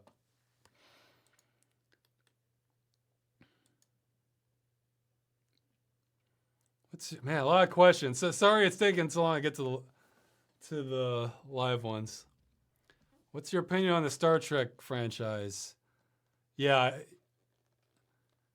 I couldn't get into Deep Space Nine. No, that hasn't changed. I saw one episode I liked. I don't remember the name of it, but it was where, I don't want to spoil it, but it's where O'Brien, everybody's acting really weird towards O'Brien, and it's like this tension with his wife at dinner. That was a great episode. I like that one. So, are there any other standout sci-fi TV shows you liked? Well, I'm slowly getting through Farscape. I'm on the season 3 of that. That one's, it has good moments to it. I've seen the 90s remake of not remake, reboot, I guess, of The Outer Limits. Yeah, let's see, yeah, I've seen a lot of sci-fi shows. And some I still need to catch up on. I saw the remake of Battlestar Galactica.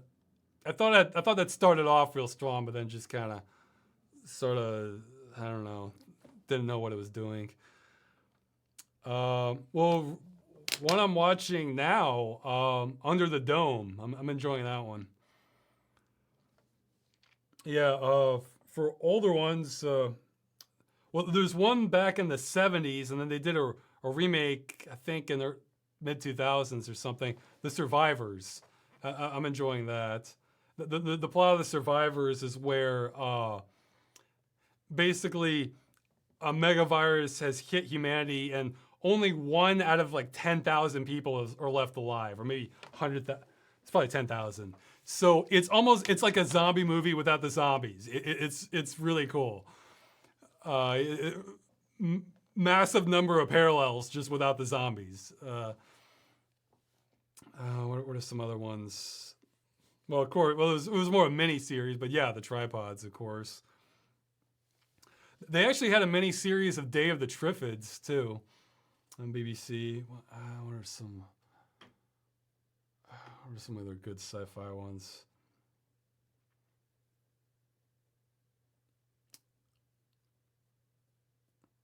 Yeah, I tried watching. Was it Babylon 5? I only watched the first episode. It didn't quite grab me, so maybe that's one I need to like. I know some people really like that one. Maybe that's one I need to check out more of. Also, I haven't seen it, but Lex has been recommended to me, so I've got to check that one out too. Yeah, there's I've seen a lot of them that were like one season, because I usually prefer not to start sci-fi stuff until like it's done, or at least the season's done. Jeez, it's like The Other Door or something. This was like a one season one. That one was pretty cool. Jeez, what was it? Was it The Other Door? Maybe not. Or the other? What was this? It was something with door. The idea is of these objects that connect to this alternate sort of dimension that can kind of take you anywhere. Or no, the different objects do different things that apply to the that take this hotel that's kind of caught in time or something.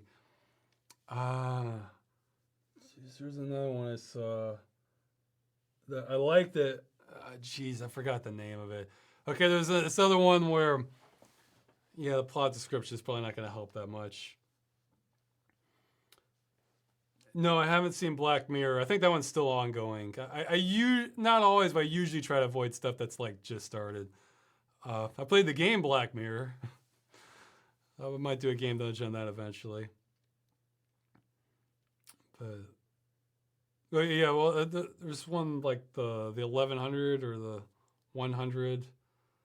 The Flash Forward was another one. That one was just sort of okay. Okay, I should keep moving with the questions. Man, that bugs me. That I like that one. The plot premise of this one that I can't remember the name of, it only lasted one season. All these people kind of wake up in this sort of hotel, and then they come out in this deserted town, and it's the Lost Room. Okay, so somebody got one of those. The name of the last one. They come out and it's like this small town, and they just can't escape at all. And it's deserted, and they're these Chinese chefs that'll cook anything for them. They make them lots of Chinese food, and they're trying to figure out what the purpose is as it's going on. I like this sort of weird kind of Twilight Zone type stuff.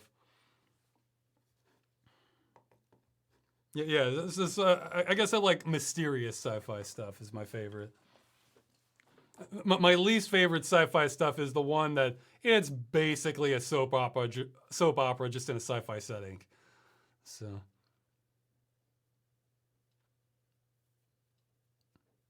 Okay, man, a lot of questions. Oh, excuse me. Do you have any pictures from earlier? Because the difference between 2007 me, where I look like Freeman, and now is staggering. I have a few pictures, but not that many old ones.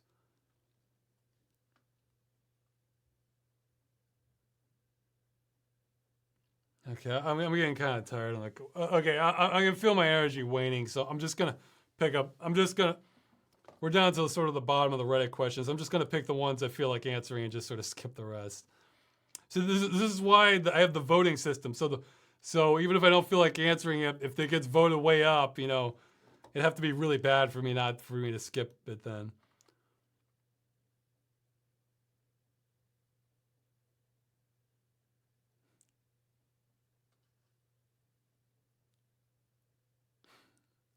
Yeah, okay, a bunch asking if Freeman's Mind 2 real.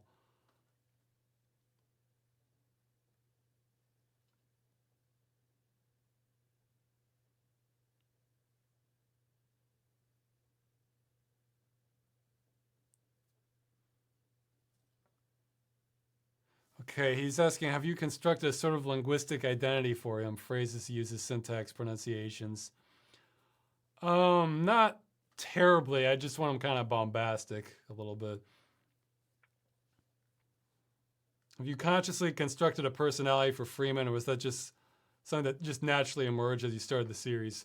Oh no, I knew from the start that I had a rough idea of what I wanted his personality to be like. I knew if I was going to stand a chance of getting through this, he needed a very dynamic and interesting personality that could respond in a lot of different ways. Well, Freeman questioned his sanity, Earth is nothing, how you remembered it. You know, I'm just sort of treating this the way, like, I would handle it. You know, it's kind of like, it's like too much has been thrown at him to question his sanity. It's like, I feel it's more like a stupor right now.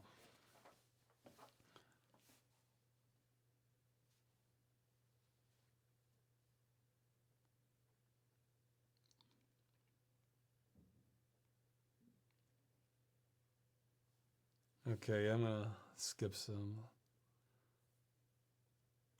Well, okay, I'll put this to rest. Why would Freeman want to go to Hawaii? He's wanted by the U.S. military for all he knows. Well, that's what. Well, under Freeman's understanding, that's what the G-man should be taking care of. You know, he's certainly acting like he works for the government. The G-man has implied he works for the government. Oh, I believe those were government. He's taking them. I believe those were government property. That implies you were part of the government. You know.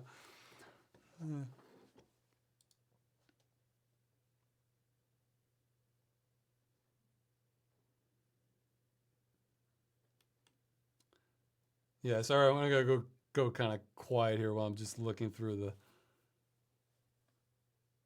questions.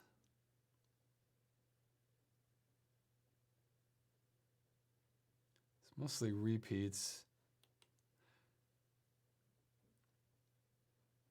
Geez, a lot of questions this time. Oh, somebody's asking if there's an episode of Freeman's Mind I could have done better. Certainly. I'm missed opportunities, maybe. My mantra with Freeman's Mind has always been just move forward. Just keep moving forward. Like, other things I'll kind of regret not throwing in there more, but.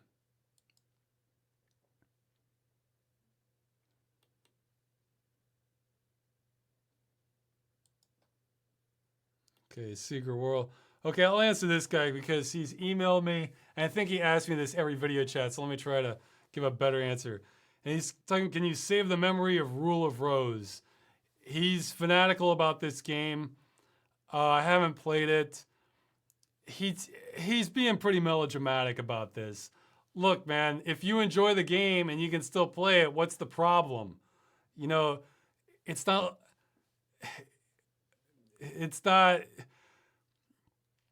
not knowing that the entire world hasn't played a game I enjoy doesn't detract from my enjoyment. I think that's the lesson you should take from this. So, I mean, I might check it out eventually. It is a PlayStation 2 exclusive, though, it looks like. So, I'd have to. I'm not really set up for that. Okay, then there's this other list of questions I'll browse through quick. Again, same terms. I'll have to see if I want to answer it.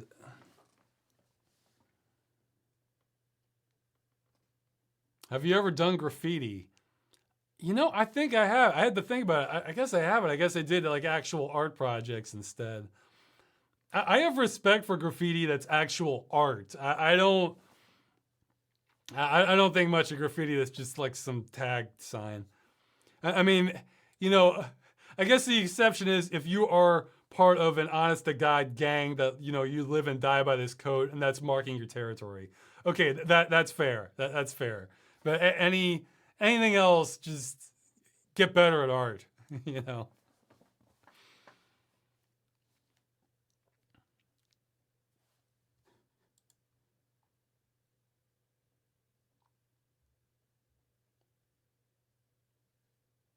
Okay, I'm not even sure what the situation is with. Yeah, if you want your questions to stand a better chance of being answered, put them on Reddit. next time, and hopefully they can get voted up. Somebody's asking some of my weird dreams. It's like a lot of these I can't even explain because they're so abstract. I mean, I think there was one where I might have died, but I was also like a stone cube or something, or maybe I became that, and then eons passed, and I was in this quarry. I don't know. There was one where I could uproot trees with my mind. No, geez, uproot trees with my mind, and that was a fun one. But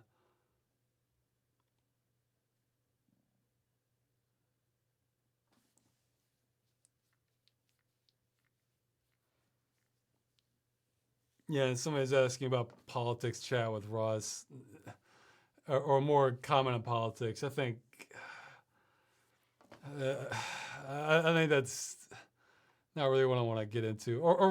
The only politics I like getting into are the ones where it's like civilization politics, like stuff that really, like we should be thinking about this because this is going to affect the flow of civilization for 50 years or longer. You know, not like the robot jobs one. That's kind of, and ones that don't have like this obvious partisan stake into it where people just shut their brains off as soon as they hear a certain word. Because, I mean, so it's not that partisan stuff is, that's the thing. It's not that partisan stuff is always wrong.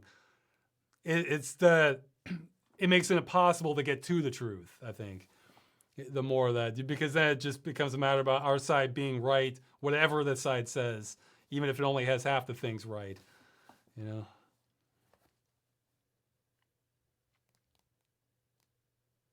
Okay, the rule of rose guy again. Okay, you can start asking questions in the chat. Oh yeah, if you're new, put 3 equal signs before your question. It helps it easier for me to identify which ones are just questions and which is just chat. And somebody's asking about well, a bunch of people asked if I've been to conventions. I think not. I got invited to Dragon Con, but I was like too far away both times. I mean, it's an expense to go to a convention, so there'd have to be a real reason for me to do it. How affected by the recent YouTube ad changes are you, if at all? I haven't noticed a difference, so maybe, well, I'm sure the next month will probably be pretty decent because of Freeman's Mind. If anything, I think mine went up. I'm not even sure what the changes have been. Like, I'll be honest, guys. Like, when I did the Begathon video and started getting enough money combined with YouTube income to stay afloat, I mean, I still look at how much I make each month, but besides that, I just shut down my brain towards all the other metrics and just didn't even want to think about it. That stuff stressed me out so much. I just live a happier life knowing less about what's going on with that. I mean, just monitoring everyone because it helped afford that freedom. So again, thanks tremendously to everyone. And if you have donated and haven't heard anything from me yet, I'm almost certainly going to be sending you a thank you soon. So yeah, part of the reason I haven't was that I kind of wanted to keep a little quiet about Freeman's Mind, what's going on with that, because I didn't want to get my little chaos in there. Have you tried to post your videos on VidMe, Dailymotion, or archive.org as a fail-safe measure in case the channel gets deleted? No, but I have everything backed up. So, I mean, on multiple hard drives. So I could just re-upload it. How old am I? I don't know. I'll keep that a surprise. But put it like this. I have been Freeman's age at one point when I was voicing Freeman.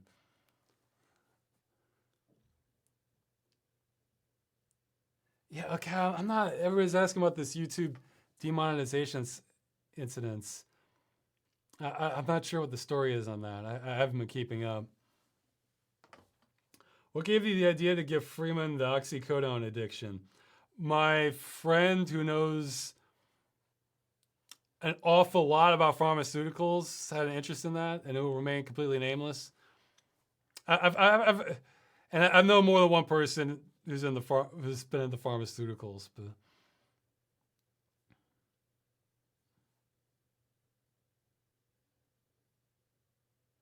yeah, it just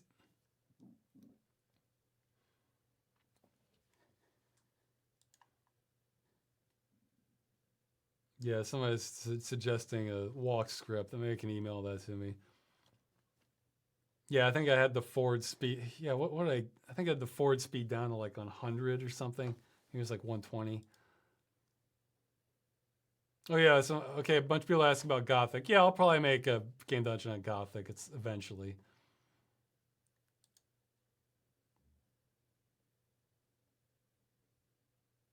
Okay, well, what's up with Freeman not remembering anything from Half-Life 1 to Half-Life 2?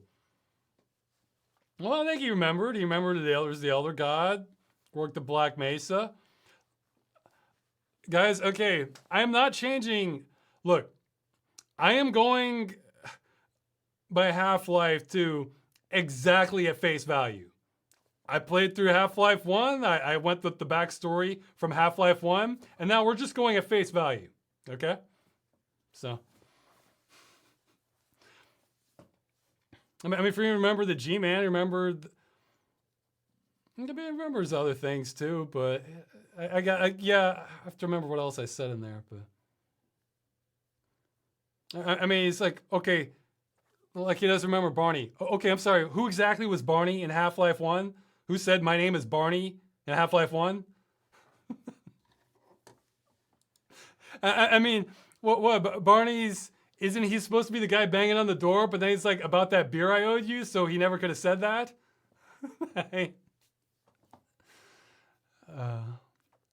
Oh, I'll talk about this more eventually.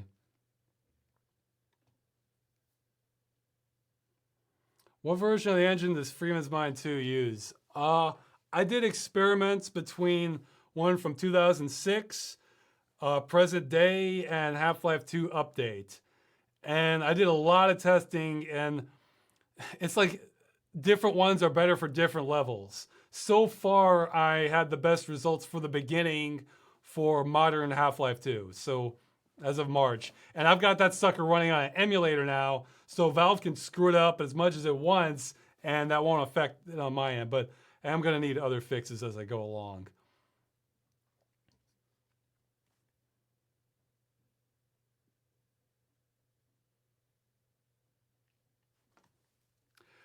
Ross, don't you think that Freeman acts a bit too awake for someone who's been in stasis for 20 years? Okay, how do we know it's been 20 of Freeman's years? I mean, well, we can't jump forward in time. I mean, hell, if we had the parts, we could do that now, or maybe, or well, maybe not. In theory, we could kind of sling ourselves near the speed of the speed of light, come back to Earth. Guess what? You've jumped in time. So maybe that's what's going on, or what does stasis mean? Maybe it keeps you perfectly preserved. We don't know anything. What does Freeman know? Okay, I'll say this. Like, I figure Freeman feels rested, healed up, and okay on food and water. That's all I'm giving him. And other than that, it's just like, well, I just remember exactly what happened between 1 and 2. Yeah, that's what I'm going with. Maybe because he has to have rested up after 1. There's no way he can just keep going at the state he was in at 1. So.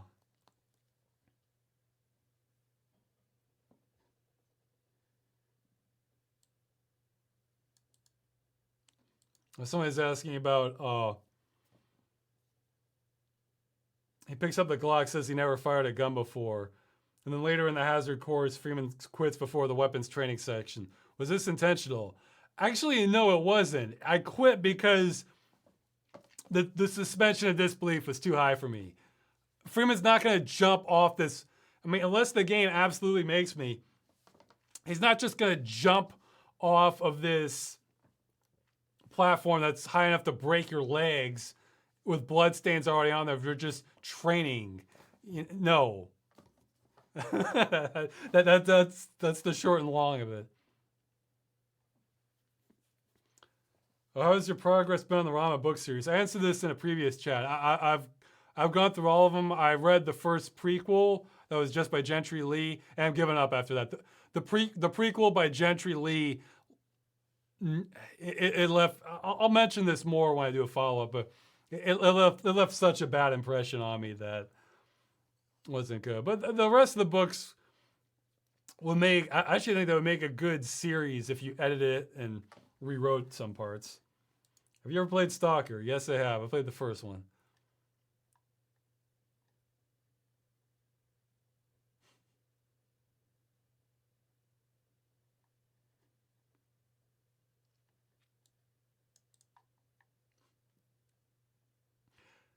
Do you plan on ignoring Barney throughout the whole series, or will Freeman eventually regain a memory of them being friends? What memory? What part of Half-Life 1 was that? Was that in the manual? I'm going at face value, guys. Face value. Kleiner's in the manual. Half-Life 1. Kleiner got him his job. All right. Okay, I guess I was gonna let people figure this out, but like I always felt like it was a bit of a cop-out of Valve trying to pretend, oh, all these people are characters now.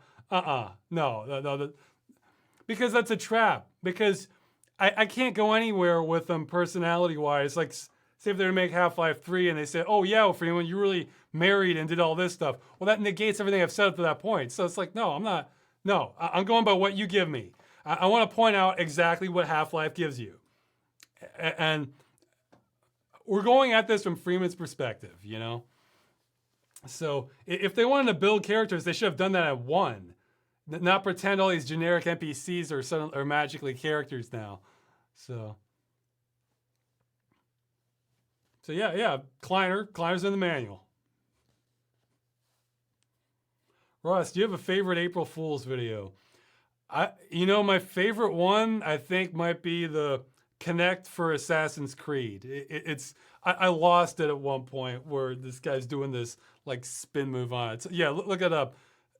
Connect for Assassin's Creed. Like the motion controls.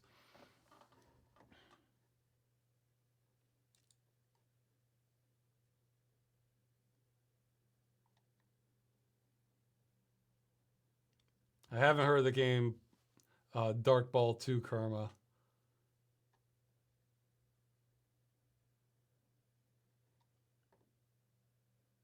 I have not played Lenny in Space.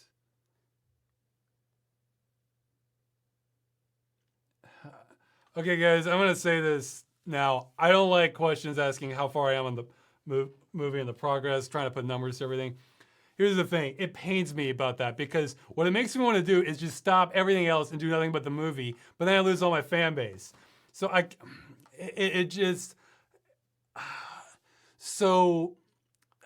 my only option is just moderation. All right, which puts me farther behind than I want to be. But I'm just going to keep working on it, okay? So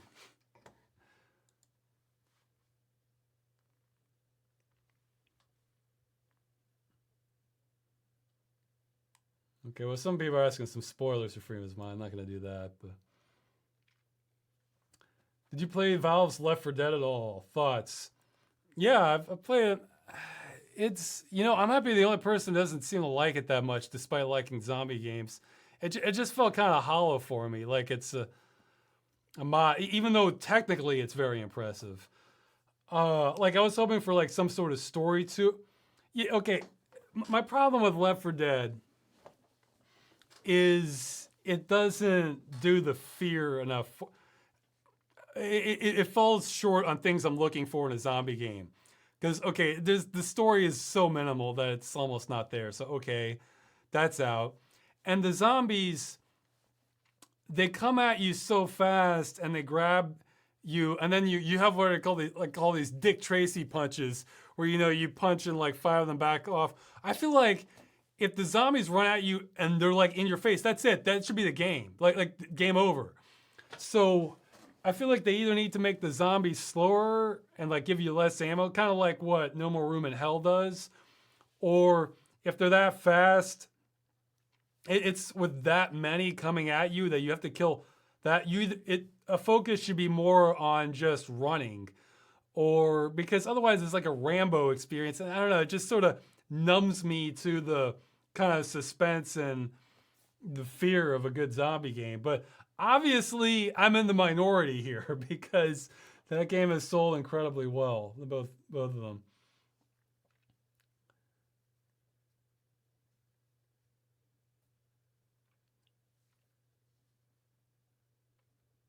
The hardware specs of my computer, I think I mentioned in the last video chat. It's a donated Xeon and GeForce 770. And that was also donated, and 8 gigs of RAM. Yes, I have played the game Power Slave.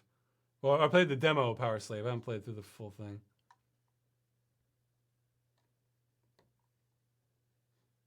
Okay, so people are asking if Freeman remembers all his characters. Wait, you'll have to find out as he gets to them. You know, I'm totally prepared for Half-Life storyline. I mean Half-Life 2 storyline. Which do you prefer, the synthesizer sound of the 90s or the 80s? I'm not enough of a aficionado to know much of the difference. Because, I mean, I don't know, they can both be great. So.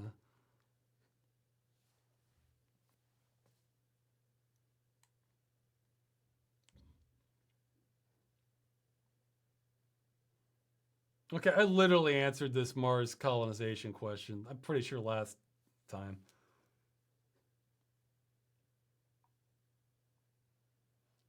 I have not played RimWorld. I think that one's still in early access, isn't it?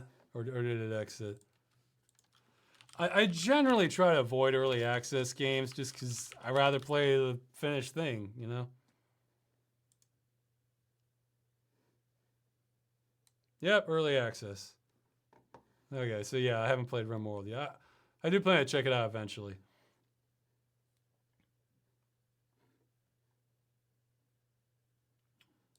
What's the best game music you've ever heard? Well, I don't think there's any best, but you know, again, most of Symphony Night is fantastic. I really like Callista, which was from Need for Speed High Stakes, and then it got repopularized because they recycled it in Mass Effect 2. That was incredibly nice. That track I don't even know the title of from Heavy Metal Fact 2 was really amazing. This is the intro music. Actually, that game in general has good music.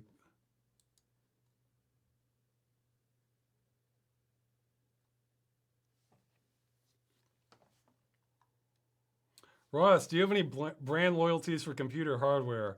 I'm asking because a lot of people blindly purchase hardware from a given company without investing the time to pick the best options for their use case. Not really. For a long time, I boycotted Intel. Well, I still have, really, technically, because I didn't like how they broke the law in the early 2000s. And, I mean, they got in trouble with the Japanese Trade Commission, the European Trade Commission. They went to court here, I think FTC. But basically, they sold things that they did a lot of predatory business practices, like would actually pay vendors to take their stuff or sell it at cost or below cost on the condition they did not buy from AMD. And I thought that was pretty crappy of them. Even though I have one on my machine now, it was donated. So I have not given a cent to Intel since that happened. But it doesn't mean I'm necessarily loyal to one or the other. I just sort of look at what's as the best use for what I'm doing. Yeah, I tend to mostly just research parts. I can't think of any one company where it's just like, oh, they'll never do anything wrong, you know. So no, I guess not really.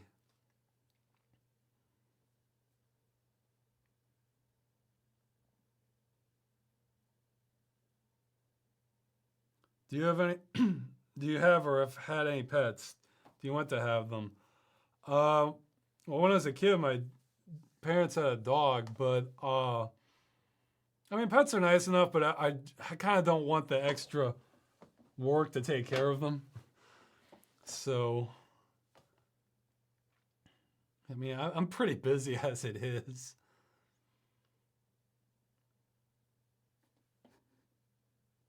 How difficult was it to sync the two Rosses in the April Fool's Moon gaming video? I just, record. Okay. Wasn't hard.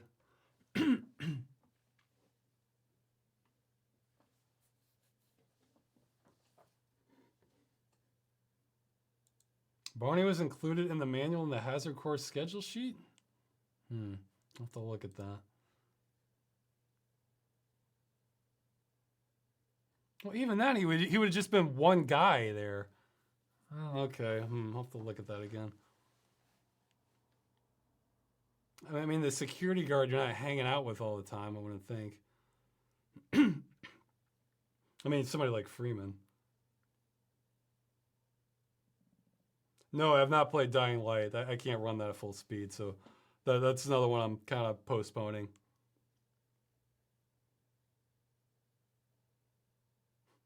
What's your opinion on the media and many fans attributing games on a single person, like Miyamoto, Sid Meier, Kojima, even though they are made by teams of hundreds over years? Yeah, you kind of nailed it. I mean, yeah, they can have great design, but it's not really. They're not really one man operations anymore.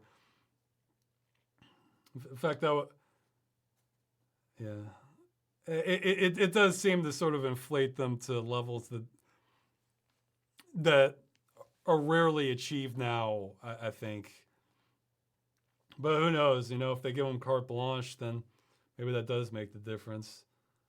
But yeah, you can't forget that it's not just them doing it.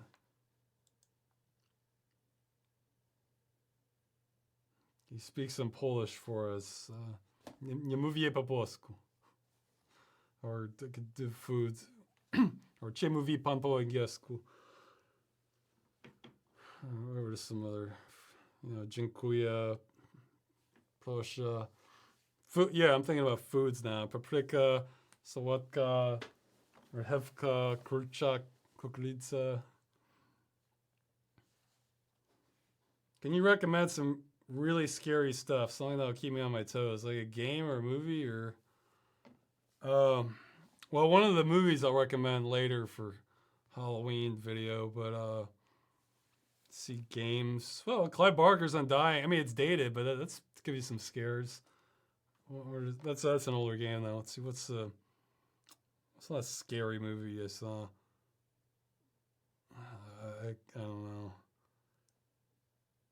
I don't know, ones that aren't like real famous. I have to think of. I have like a list of good ones that I'm gonna save for later. Have you played Marathon? I played a level or two. The mazes were throwing me off. I didn't go farther than that. I wasn't enjoying the mazes. Have you played any Paradox Grand Strategy games? No. They look cool, but man, 4X games can kind of... a lot of 4X games sort of cross the line where it stops feeling like a game to me and starts feeling like work. If it feels like that, I should just do actual work or learn a skill or something. What maps did you use for civil protection Christmas community outreach? Check the credits, man. I think they're all in there. Let's see. Several of them were from Day of Defeat, though. If I remember, one or two of them were from that. Day of Defeat source. What's your opinion on Homeworld Remastered? It felt like they polished up the graphics and gameplay, but in the process lost the isolated and the vastness of the cosmos feel of the original. I don't know. I haven't played it. Wouldn't hurt to specify.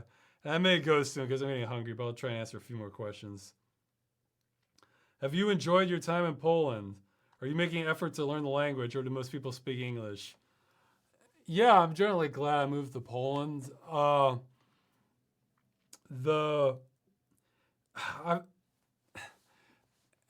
always feel so kind of guilty and embarrassed I haven't learned more Polish, but it all comes down to time, because I've had to work harder since I've come here, pretty much ever since the machinima stuff collapsed. So and you know, it's two of us now, so I can't. Uh, more responsibility, and so that kind of cuts into my time, kind of trying to earn stuff. Where if I had more time, I could spend it learning language.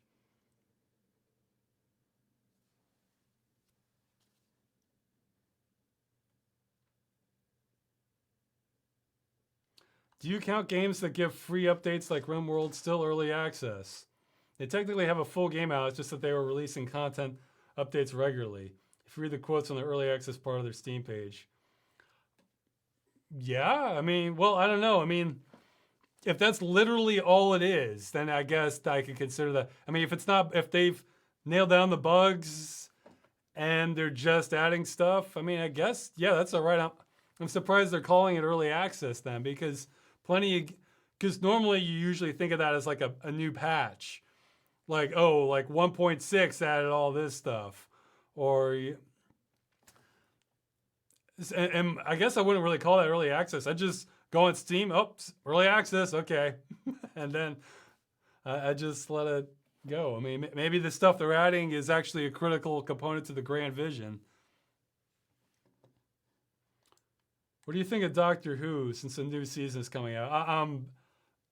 I've only seen a few. I've mostly seen like the Tom Baker ones. That's one of those things I might eventually get to more of. How many games do you have on GOG, Ross? I don't know, a dozen or so. I mean, a lot of the games on GOG I already had the older copies of. Is the thing. Does your daily diet still consist of beans? Yeah, it's still a pretty crucial component. I mean, not because I have an undying love of beans, just because I'm trying to find a compromise between not wanting to cook much versus eating halfway healthy. Are you into body horror or more supernatural horror? I'm not really into body horror. I mean, yeah, even supernatural horror. I'm into terror horror, ones that really try to scare you. So that can take its form in many ways. If they're, yeah, I mean, technically, I'm not even into horror movies. I'm into scary movies. So it's just that there's a high overlap of those between, you know, horror and scary.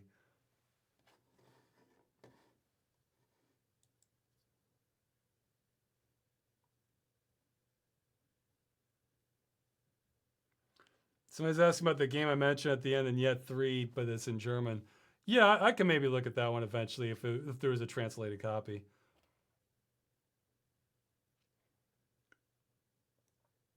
Have you played the Dark Souls games? No, I haven't.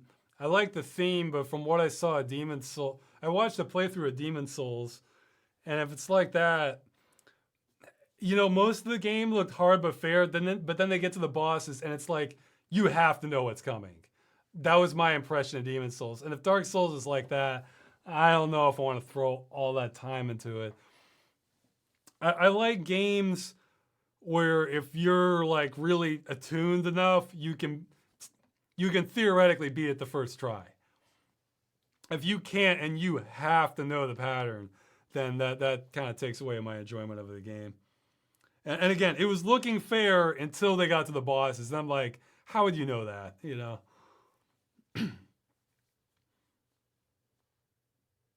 my my opinion on Japanese games in general. Well, it may vary. Some I like a lot.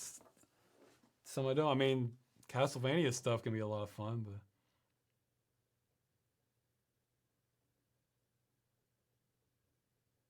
have you seen Get Out? Maybe. Oh, is that the newer one? Yeah, I might have seen. No, I haven't seen Get Out. I'm thinking of. What am I thinking of? I was thinking of Don't Breathe. Okay, I guess I'll have to watch Get Out at some point. No, Don't Breathe was okay. It wasn't. Is Call of Cthulhu a game you enjoyed despite its flaws? Yeah, I thought it was pretty decent until you get to like the smelting factory or whatever. I feel like that's where it just kind of went downhill.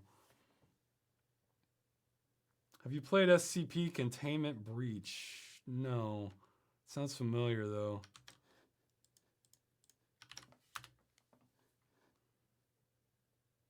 Oh yeah, that's the weird. That's the one with I saw screenshots of with the weird thing. Yeah, I might check that out eventually. I have not played Amnesia Machine for Pigs yet. I did play. See, I can't remember the. This is something with a P, isn't it? Not Pandora. Okay, this is the sign my brain is going here.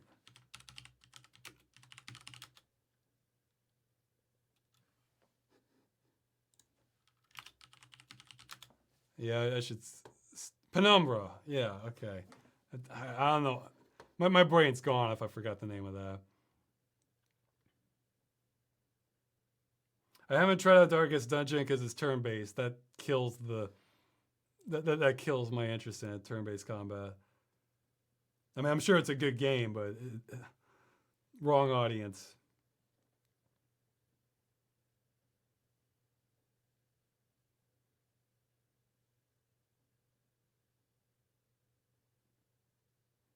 And people are asking me a question I literally answered this session. So I think that's a good place to end this.